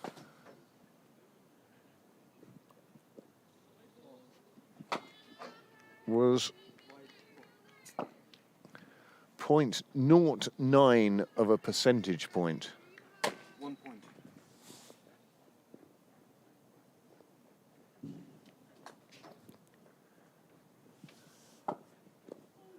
This one's played around the corner as Beale strays onto the leg side. That allows Deacon just to play it round the corner and get off the mark herself and to bring...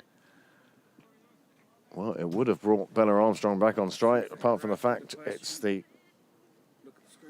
end of the over. This is the chance. It came across and Pippa Guy just couldn't get her hands up to it.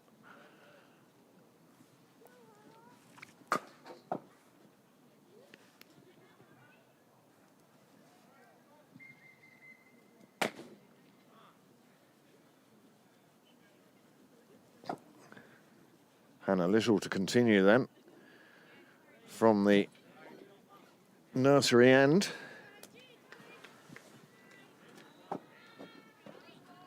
Take this opportunity to thank the club sponsors, CJK. Provide a lot of work and financial assistance to the club. Nicely played round the corner by Deacon, but there is a fielder down there. Anna Beale. Well, you can't keep her out of the game. 1 minute she's bowling, and the next she's fielding down at long leg.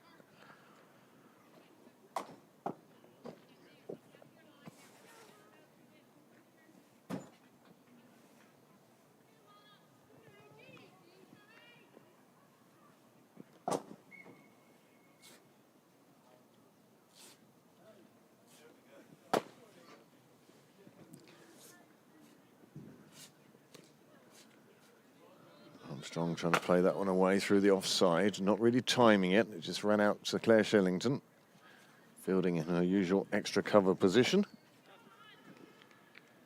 Terribly sad today to hear of the passing of Michael Parkinson. Many a Saturday evening was spent watching that. Now for me as a young lad, all I was doing was waiting for match of the day. This one played away, little aerial. Just a single taken.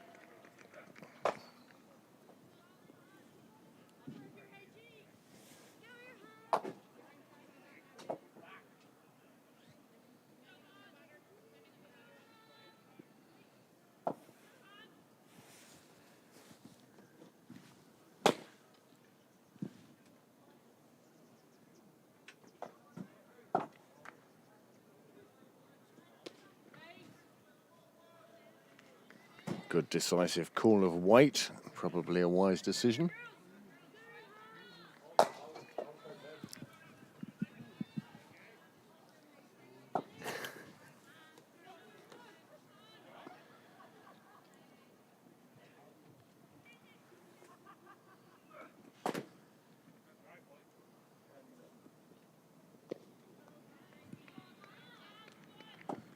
Dot ball for Hannah Little.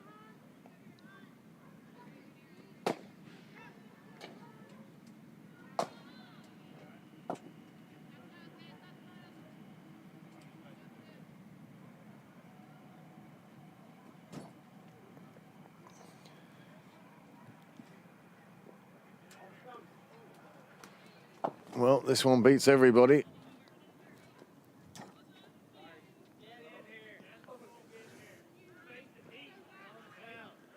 And that's the end of the fourth over. And a little 0 for 6 from her 4 overs. Malahide, well, they're putting down a solid base, but they are leaving themselves with a bit to do. Already, the run rate required has gone up by a run per over.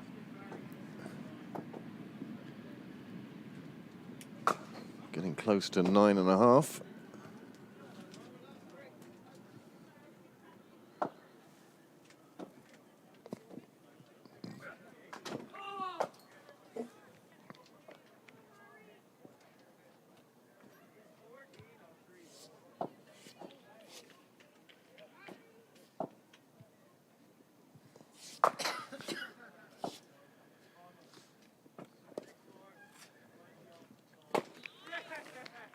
Well, there we go. There's the first wicket. Claire Shillington taking the catch.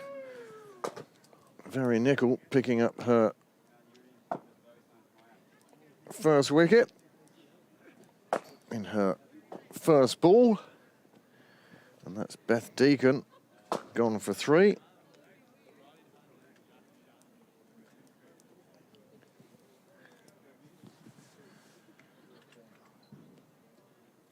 Well, that's just made their Malahide task just that little bit more difficult now. You can see Pembroke side, a few smiles, but basically all business at the moment.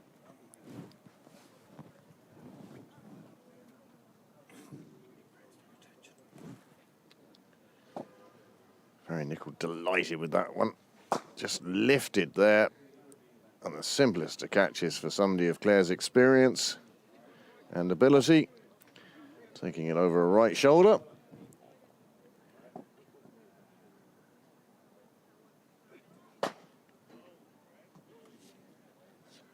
Well, Leinster are certainly going off in pursuit of that Clontarf total of 181 for 3. They're 18 for 1 off 2 overs. Exactly on track as far as the run rate's concerned. And in the other game, Marion at 39 without loss, chasing down Phoenix's 94 for 4. Well, Anna Beale has found her way through. She takes the wicket, and Condren does not last long.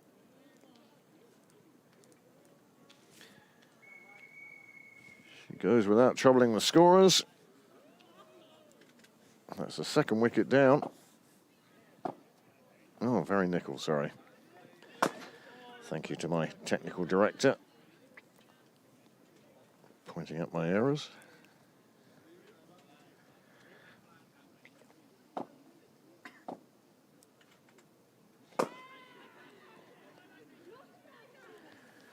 So a wicket for Very Nickel.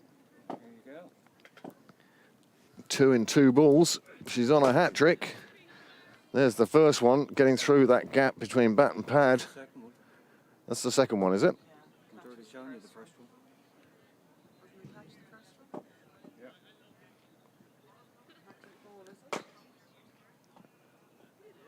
And this now a hat-trick ball. Bella Armstrong is just seeing wickets fall at the other end as she tries to steer Malahide on this chase. Look, that yellow thing up in the sky, what's that? Thought it was on the other camera. Hat-trick ball. They don't come around too often, do hat-tricks. It'd be great to get one in the final league game of the season. Oh, wide delivery. Perhaps the pressure of the hat-trick ball getting to her. Field all changes again.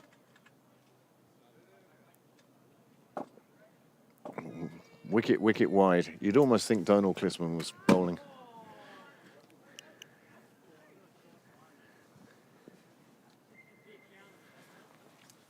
Anna Kerrison, the new bowler. Bat.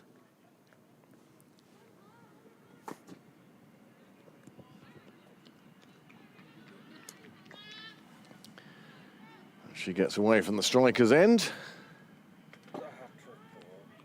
There's not the hat-trick ball you want to bowl. Very little chance of taking a wicket with that, I'd have thought.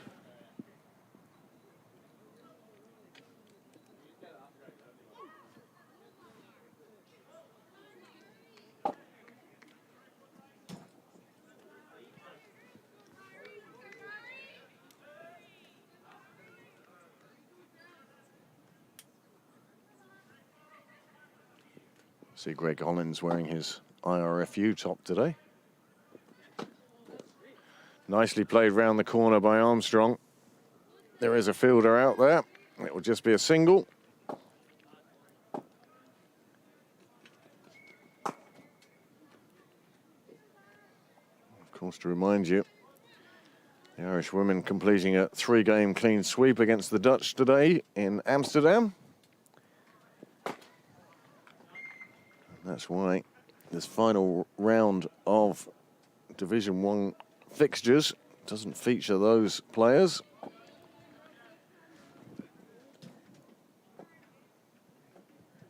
Clontarf certainly missing Freya Sargent. Marion missing Rebecca Stokel. I'm sure there's a few other players I could name as well.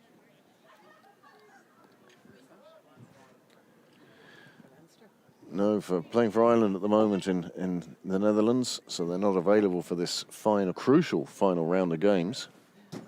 Such a shame, really. People who were, look at that at the bottom there, people who were interested in these scores also purchased. It's funny the adverts they choose. Well, Marion going along very nicely. They're 50 without loss in pursuit of Phoenix's 94 for 4.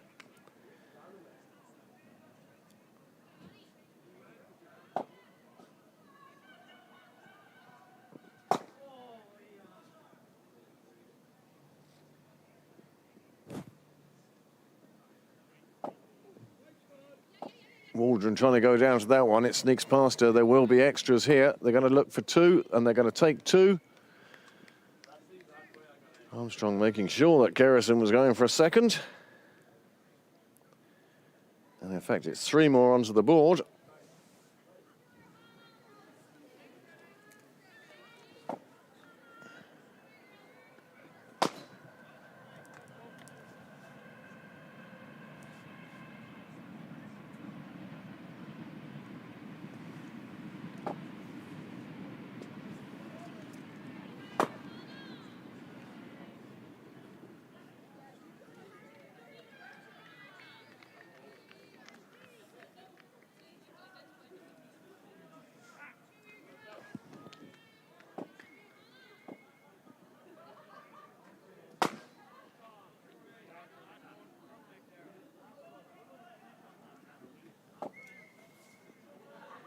And a little continuing, looking for the edge of Armstrong's bat, nearly finding it on this occasion.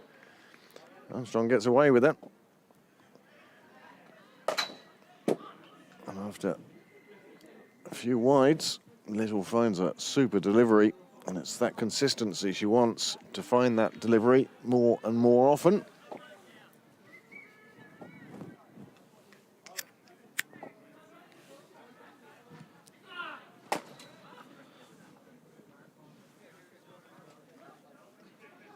Another big swing from Armstrong. Another dot ball.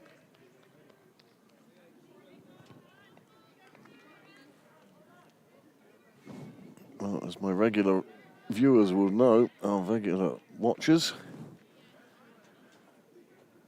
I do like to keep an eye on the required run rate. As we're in the 6th over here, coming to the end of the power play. Oh, that's a lovely shot from Armstrong. It beats every fielder. That's running all the way to the fence. Well, it was to the right of one, the left of another fielder. It's threaded the gap and ran away to the fence. And that's a lovely shot from Armstrong. She's out to prove a point. She's out to show why Malahide brought her in this season.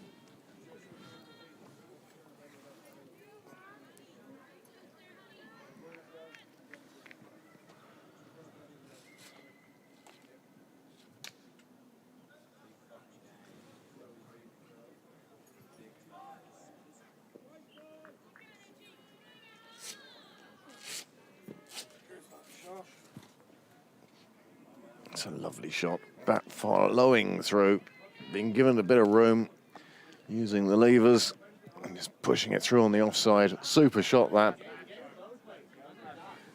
Molly, the girls enjoyed themselves last night.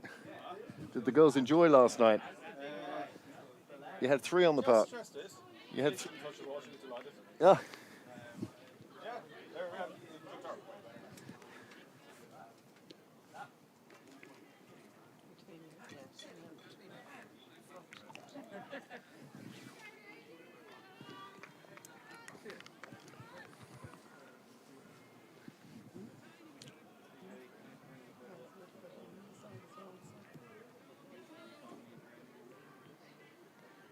Malahide up to 30 now.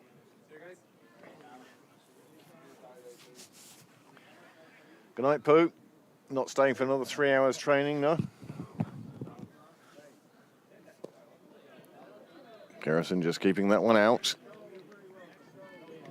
1 ball remaining. And this the 6th and final over of the power play.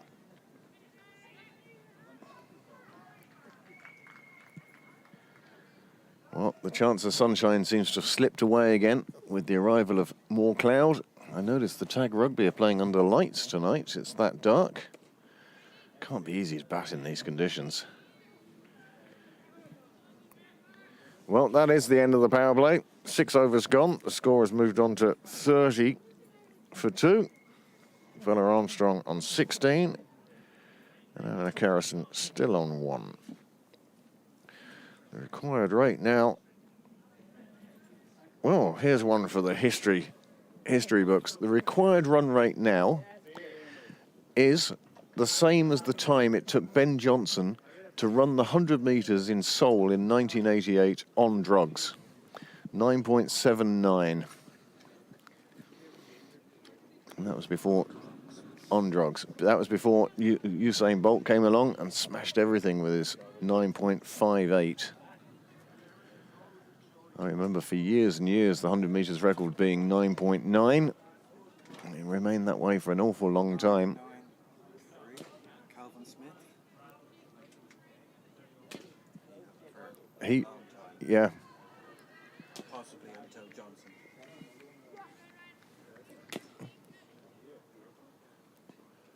I don't know if Cole Lewis ever held the world record. He was quick.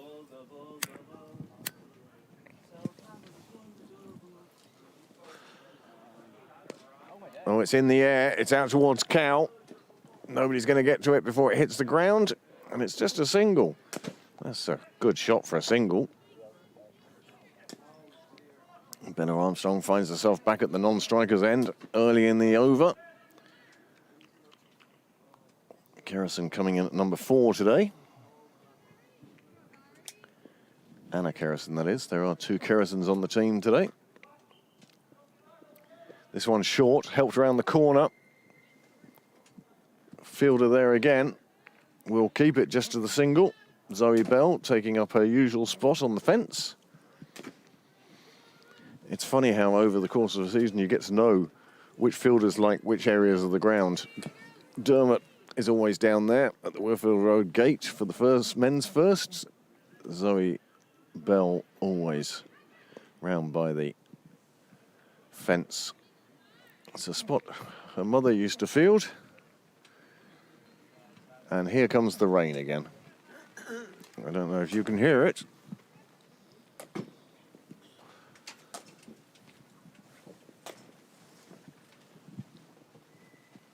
Another big shot. Fielder underneath it, and the fielder takes it, and it's a super catch. And that is the end of Bella Armstrong. She looks back at the umpire. Pippa Guy with the safe hands. She had half a chance earlier on. And despite the rain, I managed to get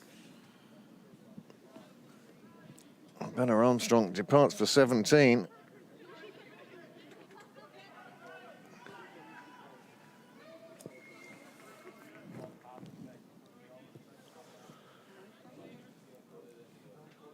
Here it comes. Let's see this again. Another big full shot, but without that front foot coming forward another foot. She got underneath it, it went up in the air, and you can tell from the players there. You could tell from the wobbly cowgirl there how close it was to be still moving it. And that's a super catch. Awkward to take. She wasn't set with her feet, but her hands did the business. And Very Nickel picks up another, and she's now 3 wickets.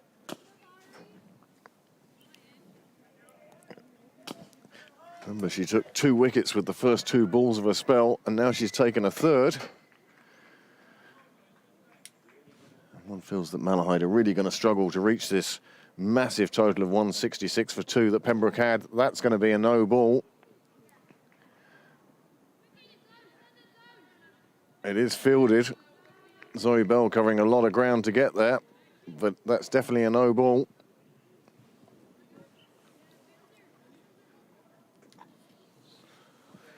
You were asked some technical questions on the live chat today, Niall. Vaguely. Nice. Nice to get the feedback, nice to get the interest. This time Nickel goes very short. Kerrison turns on it. The incoming bat now is J. Evans-Garrett.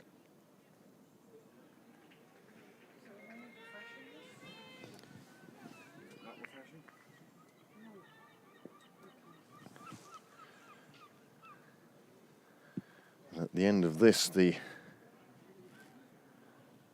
this ball, in fact, just played out in the offside. That's a dot. Score moves on to 35 for 3. The dangerous Bella Armstrong back in the pavilion.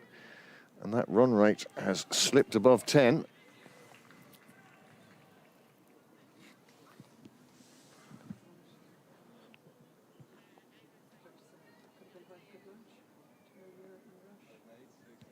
Yesterday. See the start, first column. Well, I can tell you Leinster now, they were in pursuit of that total of 181 that Clontarf put up. They're 38 for 3, so Clontarf look like they're going to wrap up a victory there. Merion are 73 without loss, with 11 and a half overs to go, and they only need another 22 runs. So it looks like they'll wrap up a win, and then it's down to the calculators. This, in front of us, is a battle for third place. It could be that Malahide might just hang on to third, as Hannah Little now starts her fourth and final over.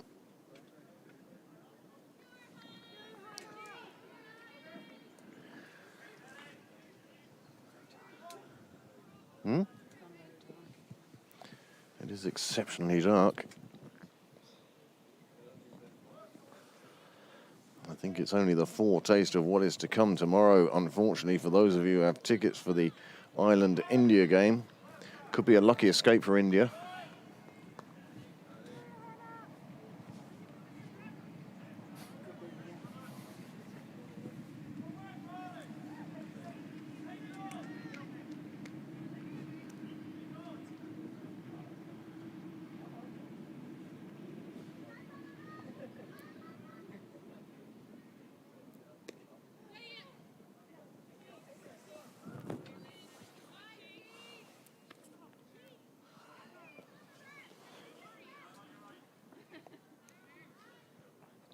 The trouble for Malahide now, of course, is that they're going to need 1 or 2 boundaries and over.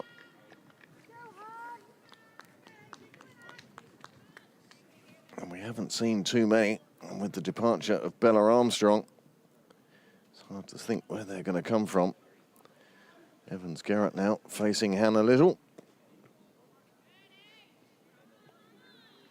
Not a huge amount of footwork. Plays it out in the offside where Claire Shillington does the fielding.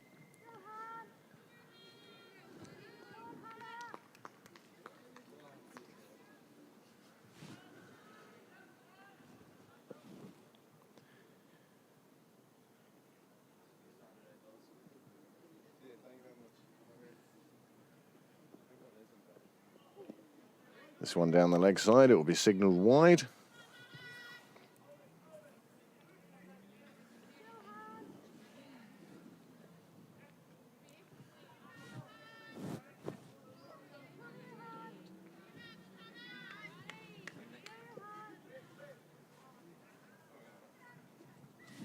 See you at the weekend, Theo. Best of luck. Another one slipping down. These are getting closer and closer to the stumps, though. I do feel Hannah's a much better bowler when she's bowling long spells on many days. Yeah, wow. How bright that scoreboard is.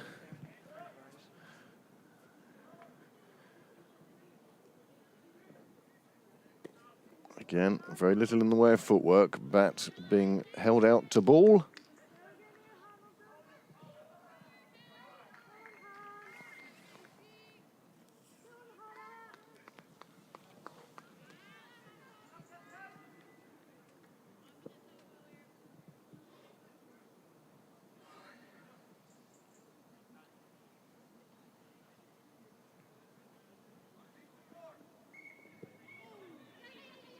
This one comes off the pads, flies away. Mary Waldron does the chasing.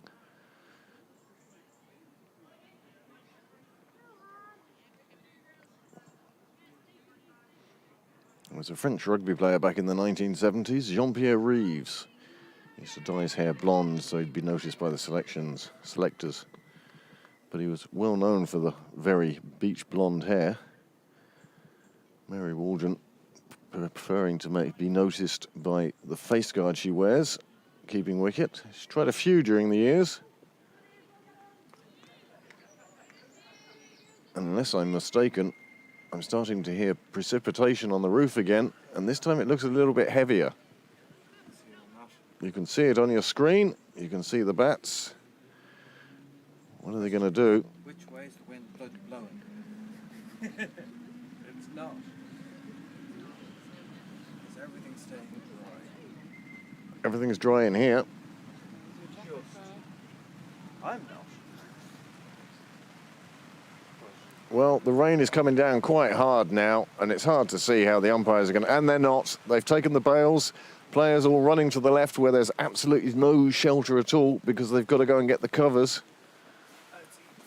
The umpires and the bats, well, they're taking their time. They're noting the time. And I can tell them that it's 9 minutes to 8. And you can actually hear the rain.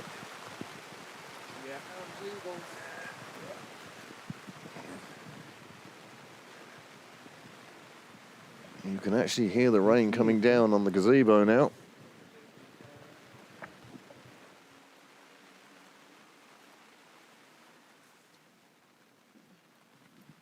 And in fact, just as the covers are coming on, the rain is easing off. Of course. I'm sorry. They're the only two covers on this side of the field, and yet they managed to run into each other. It's like the first two owners of the cars in London managed to run into each other as well.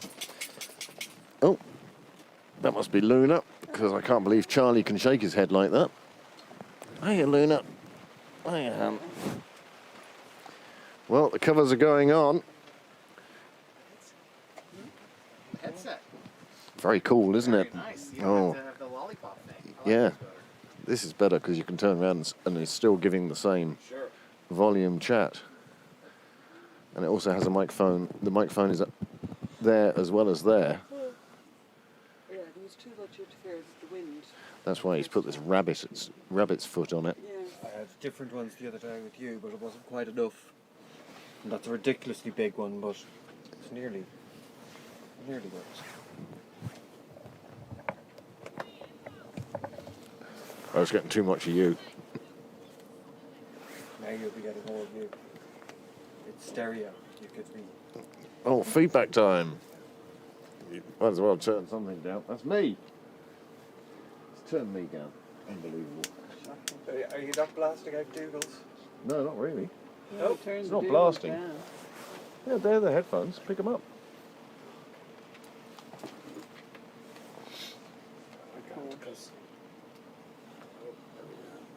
How does this rate in terms of Irish summers Awful. of your lifetime? Oh, Top 5 worst? No. yeah. No. No, we've had a bad 6 weeks.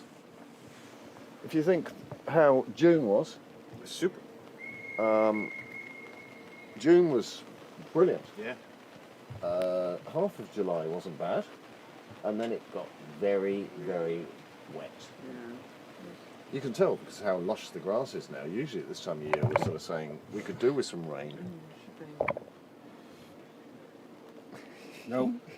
Failing miserably with any attempts and giving You've up. lost one of the legs has gone down. Give it up. No, it's different. Instead of somebody letting the bottom one out, they've let the top one out, sort of thing, I think. It's a different leg.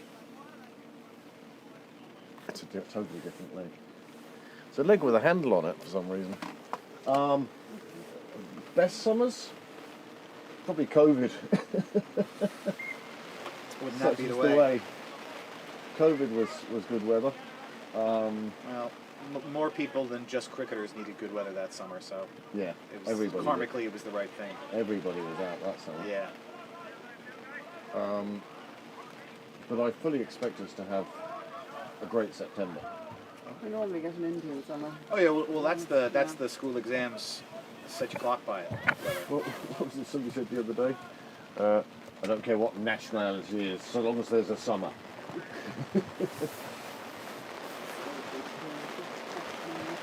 Well, just to let you know the match situation, Pembroke scored 166 for 2, and Malahide are now 41 for 3. They need another 126 from 12 overs at 10.5 and over. But at the moment, you can see on your screen the covers are on. On the other camera, I suspect you can see the rain. Yeah, that's the shot. That's the shot. The director bringing it. There you go. Now you can see it is actually raining. So yes, this hasn't been a great mid to end part of the summer. Yeah. Normally at this stage we'd have the sun coming down into our eyes and a few people with gin and tonics on the wall because it's August and people are on holidays and all that sort of thing. But this year, I mean, the one thing I remember from the annual financial meeting was that we haven't been drinking that much because the weather hasn't been good. Yeah. You've had whole days washed out, or even if you're hosting a corporate function, half the people say, I'm not going to bother going. Yeah. You know, so you get that sort of thing. So a good summer is always reflected on the balance sheet as well as in the... As well as in our hearts. Yeah. The last few years have been good summers. 1976 is the first good summer I remember. I only recall it because when you watch the cricket, the test matches, the whole outfield was just brown. And the wicket itself, the only thing you can, when they have hosepipe bands, the only thing you're allowed to water is the wicket. Right. And so they're always nice and lush. Special dispensations for cricket grounds. The 80s summers weren't great. The 90s, I mean, let's be honest, it has been getting hotter. Yeah. Global warming is a thing. The causes of it can be argued. The thing that keeps me up at night are the news stories about the change in the jet stream. Yeah. That's what allows us to be here and not be Iceland. Or Absolutely. Toronto. Absolutely. I can see the sun. Breaking through. Wow. I can see a lot of people moving to hotter countries. But you wouldn't know how people react. He's determined to get us all on properly, isn't he? Yeah. It's a bittersweet sun is what that is. The sun over there, the rain over here. Nobody's winning. Except for Pembroke. Well, it seems to be winning in this game. Usually when people come into cricket, who's winning? It's not a question anybody ever likes to answer. No. But I have a feeling that you could answer it now.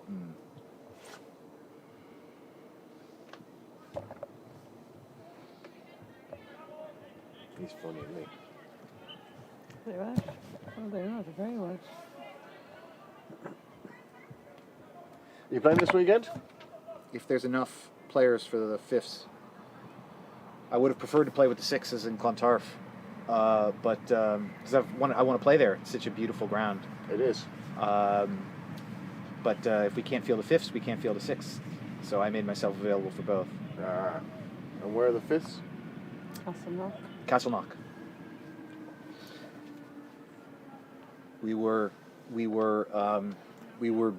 soundly defeated in the home fixture. I think they're top of the league. Yeah. I think they're unbeaten.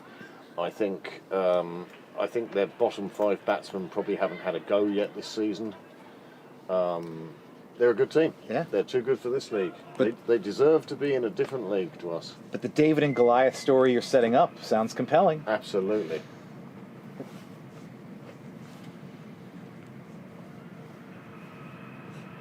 Oh, now I'm scared to say stuff. Yes, it could be upset of the year. It could get reported in local papers everywhere. Yeah. North side people and south side people. Yep. Is there a west side people? I mean, I know there are west side people, but is there a west side people newspaper? I don't know, actually. And where do the plumbers and the attic conversion specialists of the west side advertise their services if there is no west side people? That's a very good question. No point going into the north side or the south side No. or D4. D4 is another good local one. Yeah. Is there a special D4 people? Dublin 4. Oh, I know, but I mean the newspapers. Yeah, there is. Yeah, there's a there's newspaper called Dublin 4, I think. D4, I think. D4 or something, yeah. And they're very good at covering sport. Yeah. If somebody's willing to submit them information Oh. or pictures. We had a photo in there a couple of years ago, didn't we? Yeah, Two of us. it was the smash. Yeah. Middlesex came over here and played Leinster in a T20, Oh, cool. and we had 3,000 at the ground or something. It was a really cool day, Great day. and that was a good day as well, weather-wise. Doesn't like you now. She thinks there's a treat. Oh, she thinks there's. It's dinner. Yeah. It's dinner time for Luna, past her dinner time, but the cricket takes precedence. Or the sheltering from the rain does. Yeah. Not for Luna. Well, I hope you enjoyed that sun, because it's now about to disappear behind some clouds. And the umpires are finally leaving the covers. I don't know if they're going to go and tell the girls, It's off. let's get it on. I don't know if anybody is watching up there and perhaps might drop down a DL sheet to us. It's there. Well, it's on the board at 65. Oh, okay. Yes, but it's a 12 over minimum. Well, then it doesn't count. But could you squeeze 4 more, or does that require the assent of both captains? This will go down as a non-match Hmm. if we don't reach the. Is it 12 for a 20-over match? 12. For a 20-over match. I was looking at the regs earlier, it is Out 12. of curiosity. Wow. I look at the regs out of But it's normally insomnia. It's normally 10 for a 50-over match, isn't it? You could look out of the regs out of ODI righteousness, Or Yep. what? curiosity. ODIs is 20. And it'd be It 5. would only ever be curiosity. Oh, it's 20. All right. There are so many regulations. I mean, when you think about it, right, you've got the open competitions, so you've got 20 divisions Yeah. to administration. Hmm. Probably 20 cups. No, you don't have 20 cups. Well, you might do actually if you include Now, I'm talking sort about of now. middle you know. and So was all cricket the- invented by lawyers or rabbis? Oh. Ooh. I would go with accountants. International negotiators. Accountants. Accountants. Okay, fair enough. That makes sense. I go with the rabbis. Yeah, sure. Because everything is so vague, really. Yes. You know, you have to judge, did it pitch in line? Sure. You know, the law says it has to pitch in Yes. line. And, you know, but what is in line? Although I don't know if the spirit of kosher is a thing. I think there's laws. I don't know if the spirit. The spirit of Massachusetts is the Just spirit thinking of exactly the America. same thing. Was that an advertising campaign or something? No, that's a Family Guy last Family. night. Oh, okay. They were down in Martha's Vineyard. Well, the local newscast where I was growing up in New Orleans, they were the spirit of Louisiana. Yeah. WWL TV Channel 4. But Americans love the word spirit. We do. Yeah. We do. It's a good one for We you. learn it in high school. We've got spirit. Yes, we do. We've got spirit. How about you? Say the cheerleaders. They really stick it to the opposition, don't they? Yeah, they're. Oh, well. With their polite inquiries. You go to a football match and hear some of the chants there. The only questions are about parentage. Yeah. Oh, covers are coming off. Oh, they're showing. No, they're showing you highlights in a desperate attempt to stop you turning over to the golf. And What's the golf today? I don't know. That's a line from the 12th man. Oh, yeah. The Australians, and it's chucking down rain, and it's like the whole day and the whole recording. You know that there's rain around. Yeah. And Well, it's Thursday. It's 4 o'clock in America. There'll be, some classic brought to you by some mid-tier brand. yes, mind you, the The three. Hyundai Classic, live from St. Paul, Minnesota. A tradition unlike any other. Yeah, I mean, the one I like is the one in is it Arizona, St. Jude's, is it? The one with the stadium hole. Yes. Yeah, I that's a mean, big thing. It started off as a bit of fun, Yeah. and then it went a bit extreme, and now they've pulled it back to making it a bit commercial. Capitalism has won out. As it does. Yeah, I mean at the start it was when they played the women's open golf tournaments there that everyone would come down there because you could see the players play the whole hole and you could have a seat and it's comfy and everything. But over time, then it became somewhere to go and have a drink. See you guys.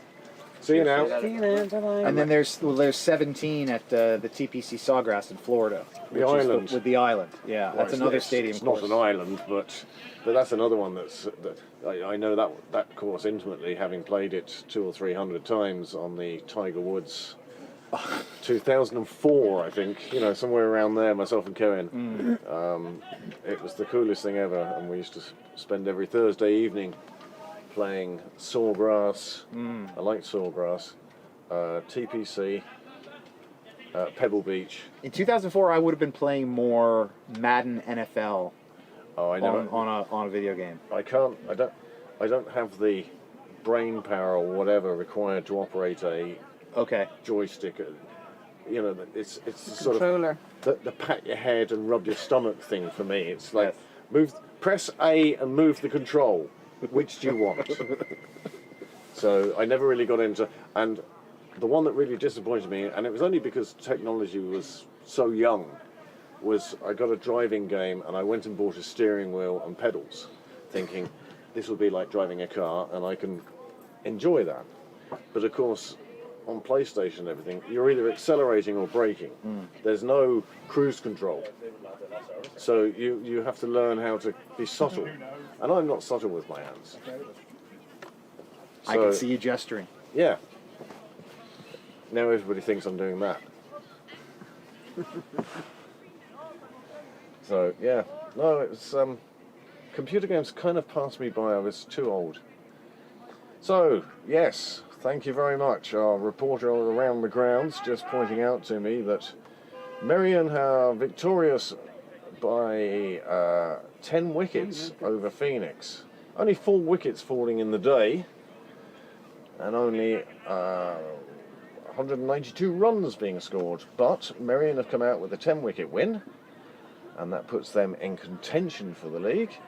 And then we whip over to Castle Avenue, where we find that Leinster are 60 for 7, chasing Clontarf's 181 for 3. Well, what that means is that, the way I'd read it, Clontarf are not going to reach their target, and if they've come off for rain and are on a DL sheet, they're going to... Leinster, their DL total required is going to be so high, it's going to be about 150 at the moment, and they're well behind that, so Leinster are going to come out of that They've only with points. bowled 10 overs in that game. But we don't know, or I don't know, perhaps Niall does, he usually does, how bonus points are earned in this. Nope. I'll take that as a no from Niall then.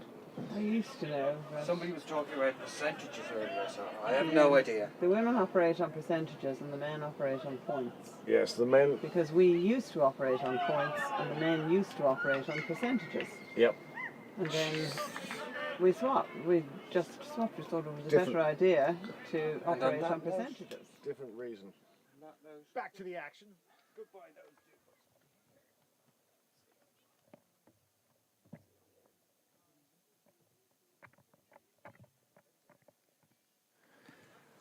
Well, the players are back in the middle. There's change of bowling now from the St John's end. I don't know what the target is. Well, we don't have a target. 72 it says. I doubt we lost any overs. DL standing on the scoreboard at 72. And you can see that Malahide are 41 for 3. It's the loss of those 3 wickets that has really pushed that DL total up. And that's allowing Pembroke now to use Kimberly MacDonald in her first over, which is the 9th over.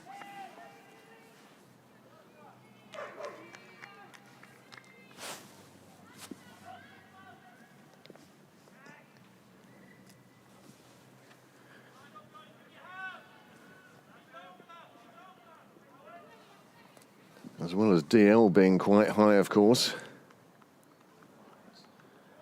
The run rate required, over 10.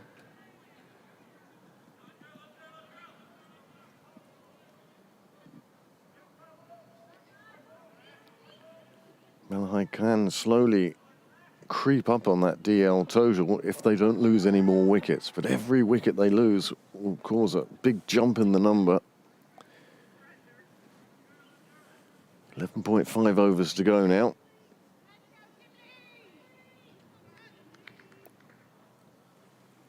Five wides will help. It's brought them up to 46. Just 26 behind that DL target now. But they don't want to look at it as if they're going to try and get it all in one go. I do feel there's more rain on the way as well. The question is, will Pembroke get overs bowled? So this becomes a match. Niall says it's 12 overs. Let's put that out there officially, that Niall said it's 12 overs. Yeah, I'm surprised at Graham that it's up on the scoreboard if it's not applicable. Still gives you a nice idea of where you are in the game, and does in fact put a lot of pressure on the batting side. But you're quite right, unless we're in a game. Not out, going down the leg side, says the umpire. 3 balls left in the ovary signals, but it's another dot ball. I'd like to see a bit more urgency amongst the Pembroke players. Niall, if you just, can you get that cloud? Not during a ball or anything, but...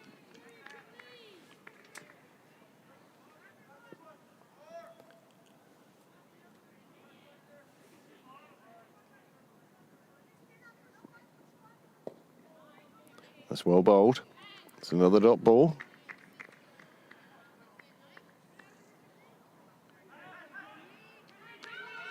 There it is. There is what I think is rain coming. This looks like a band of... It'll be another short shower, but it will be another shower, and one wonders how many times the umpires are going to be willing to keep going. Well, a few appeals from those players who aren't in line. The ones who are in line said nothing. Evans, Garrett and Kerrison, well, you'd wonder what they're going to do.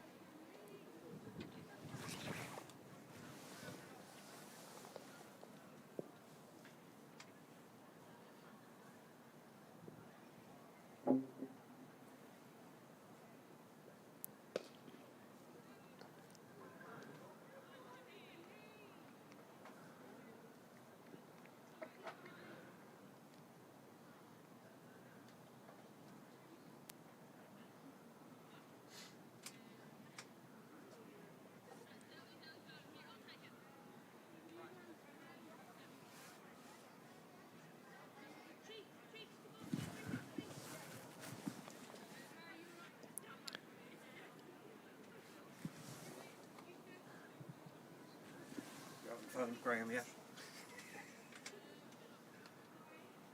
Or is it for the regs? Did they reduce the overs? Is it still 20 overs? Well, there's an easy way to find out.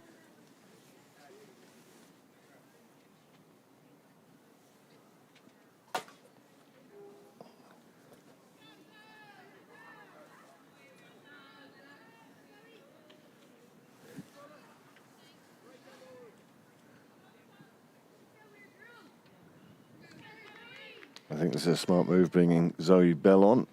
The quicker they get through this over. Graham, when does this become a game, and how many overs remain? We're looking at a 17 over in. 17. We lost 3 overs. We lost 3 overs. And what is the new target?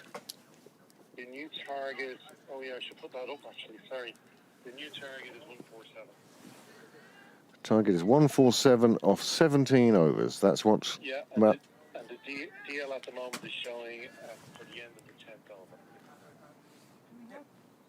Yeah, that makes sense. So it should be 80 at the end of this. And when does it become a game? At 5 overs. 5 overs. Yep. Difference of opinion.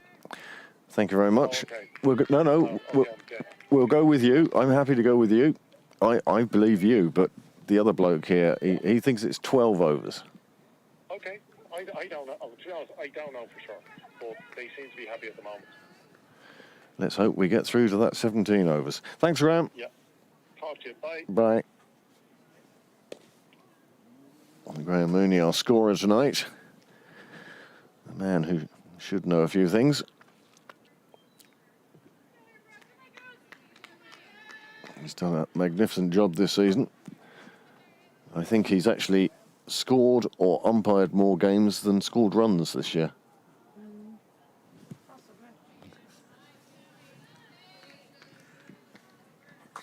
Does a huge amount of work. Scores most of the ladies' games, women's games.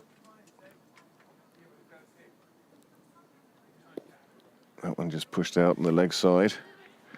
What number Well, stream of the season do you think it is today? oh, is it a round number? Do you know? I know. So you know if it's a round number or not? I'm going to go with today is the half century. No.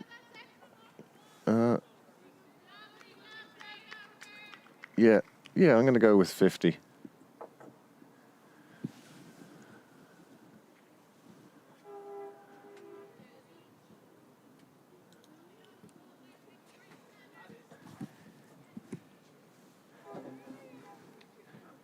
Well, Zoe Bell gets through her overs, just the 4 runs conceded, or is it?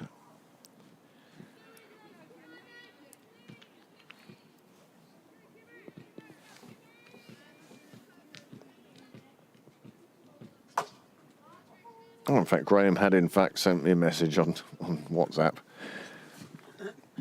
So they have lost 3 overs.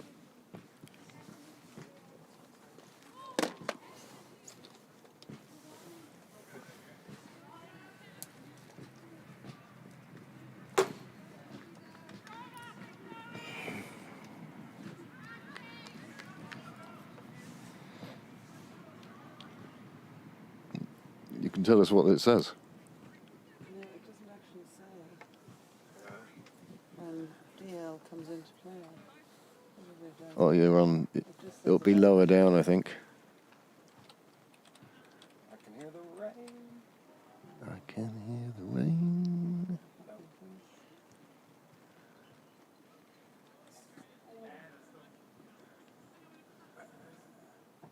That's start time, and then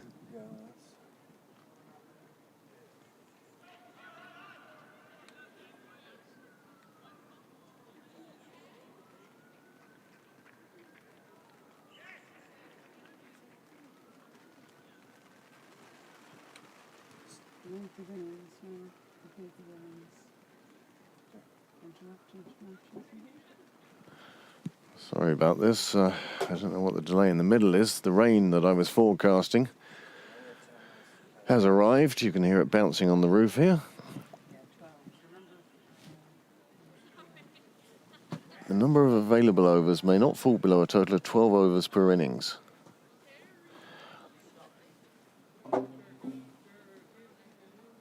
Yeah, so it's 12 overs before it's a match.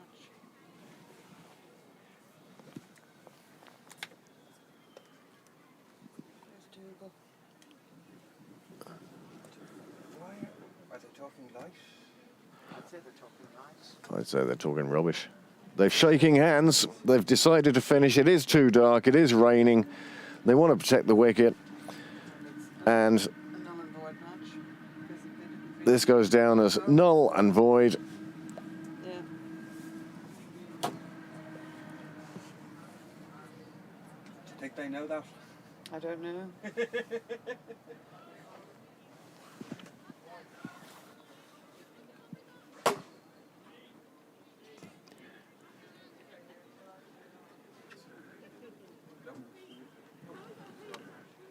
Interrupted match.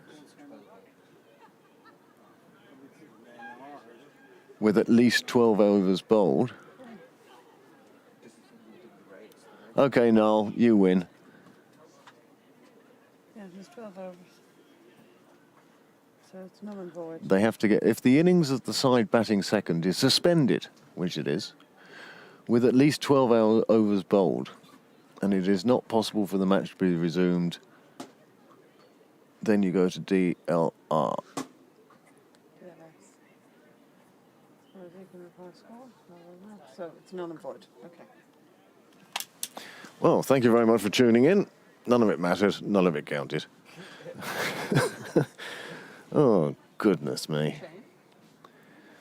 Mary's, well, Mary got 60 odd, and And Claire got 70 odd. yeah. So it is a shame. Thank you for looking that up. It is cold and it is dark, and you can't really see the ball, even though it is pink. It's where my colour blindness is at its worst.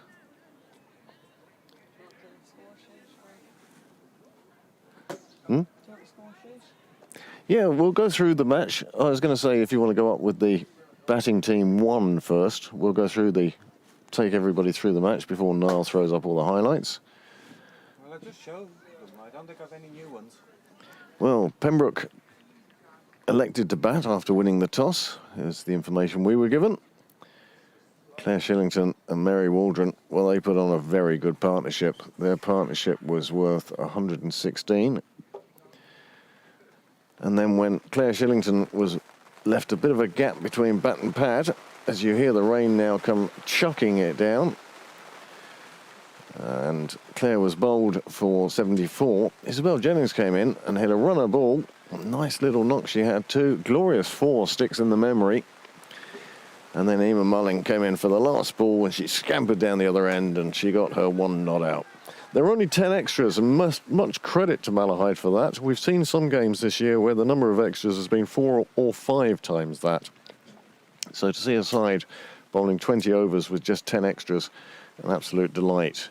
They scored a run rate of 8.3, Pembroke, and they set a target for Malahide of 167. We'll just have a look at the bowling. Malahide used 7 bowlers. 6. Wickets were hard to come by, obviously with a score of 166 for 2. But they all stuck at their task. Maria O'Halloran, well, I've seen her bowl better than that. In fact, as recently as last Saturday. But to come up against the class of Waldron and Shillington is tough for any bowlers. And so there you see a couple of economy rates that perhaps a bit higher than they would have wanted. But Pembroke then reached that 166 for 2.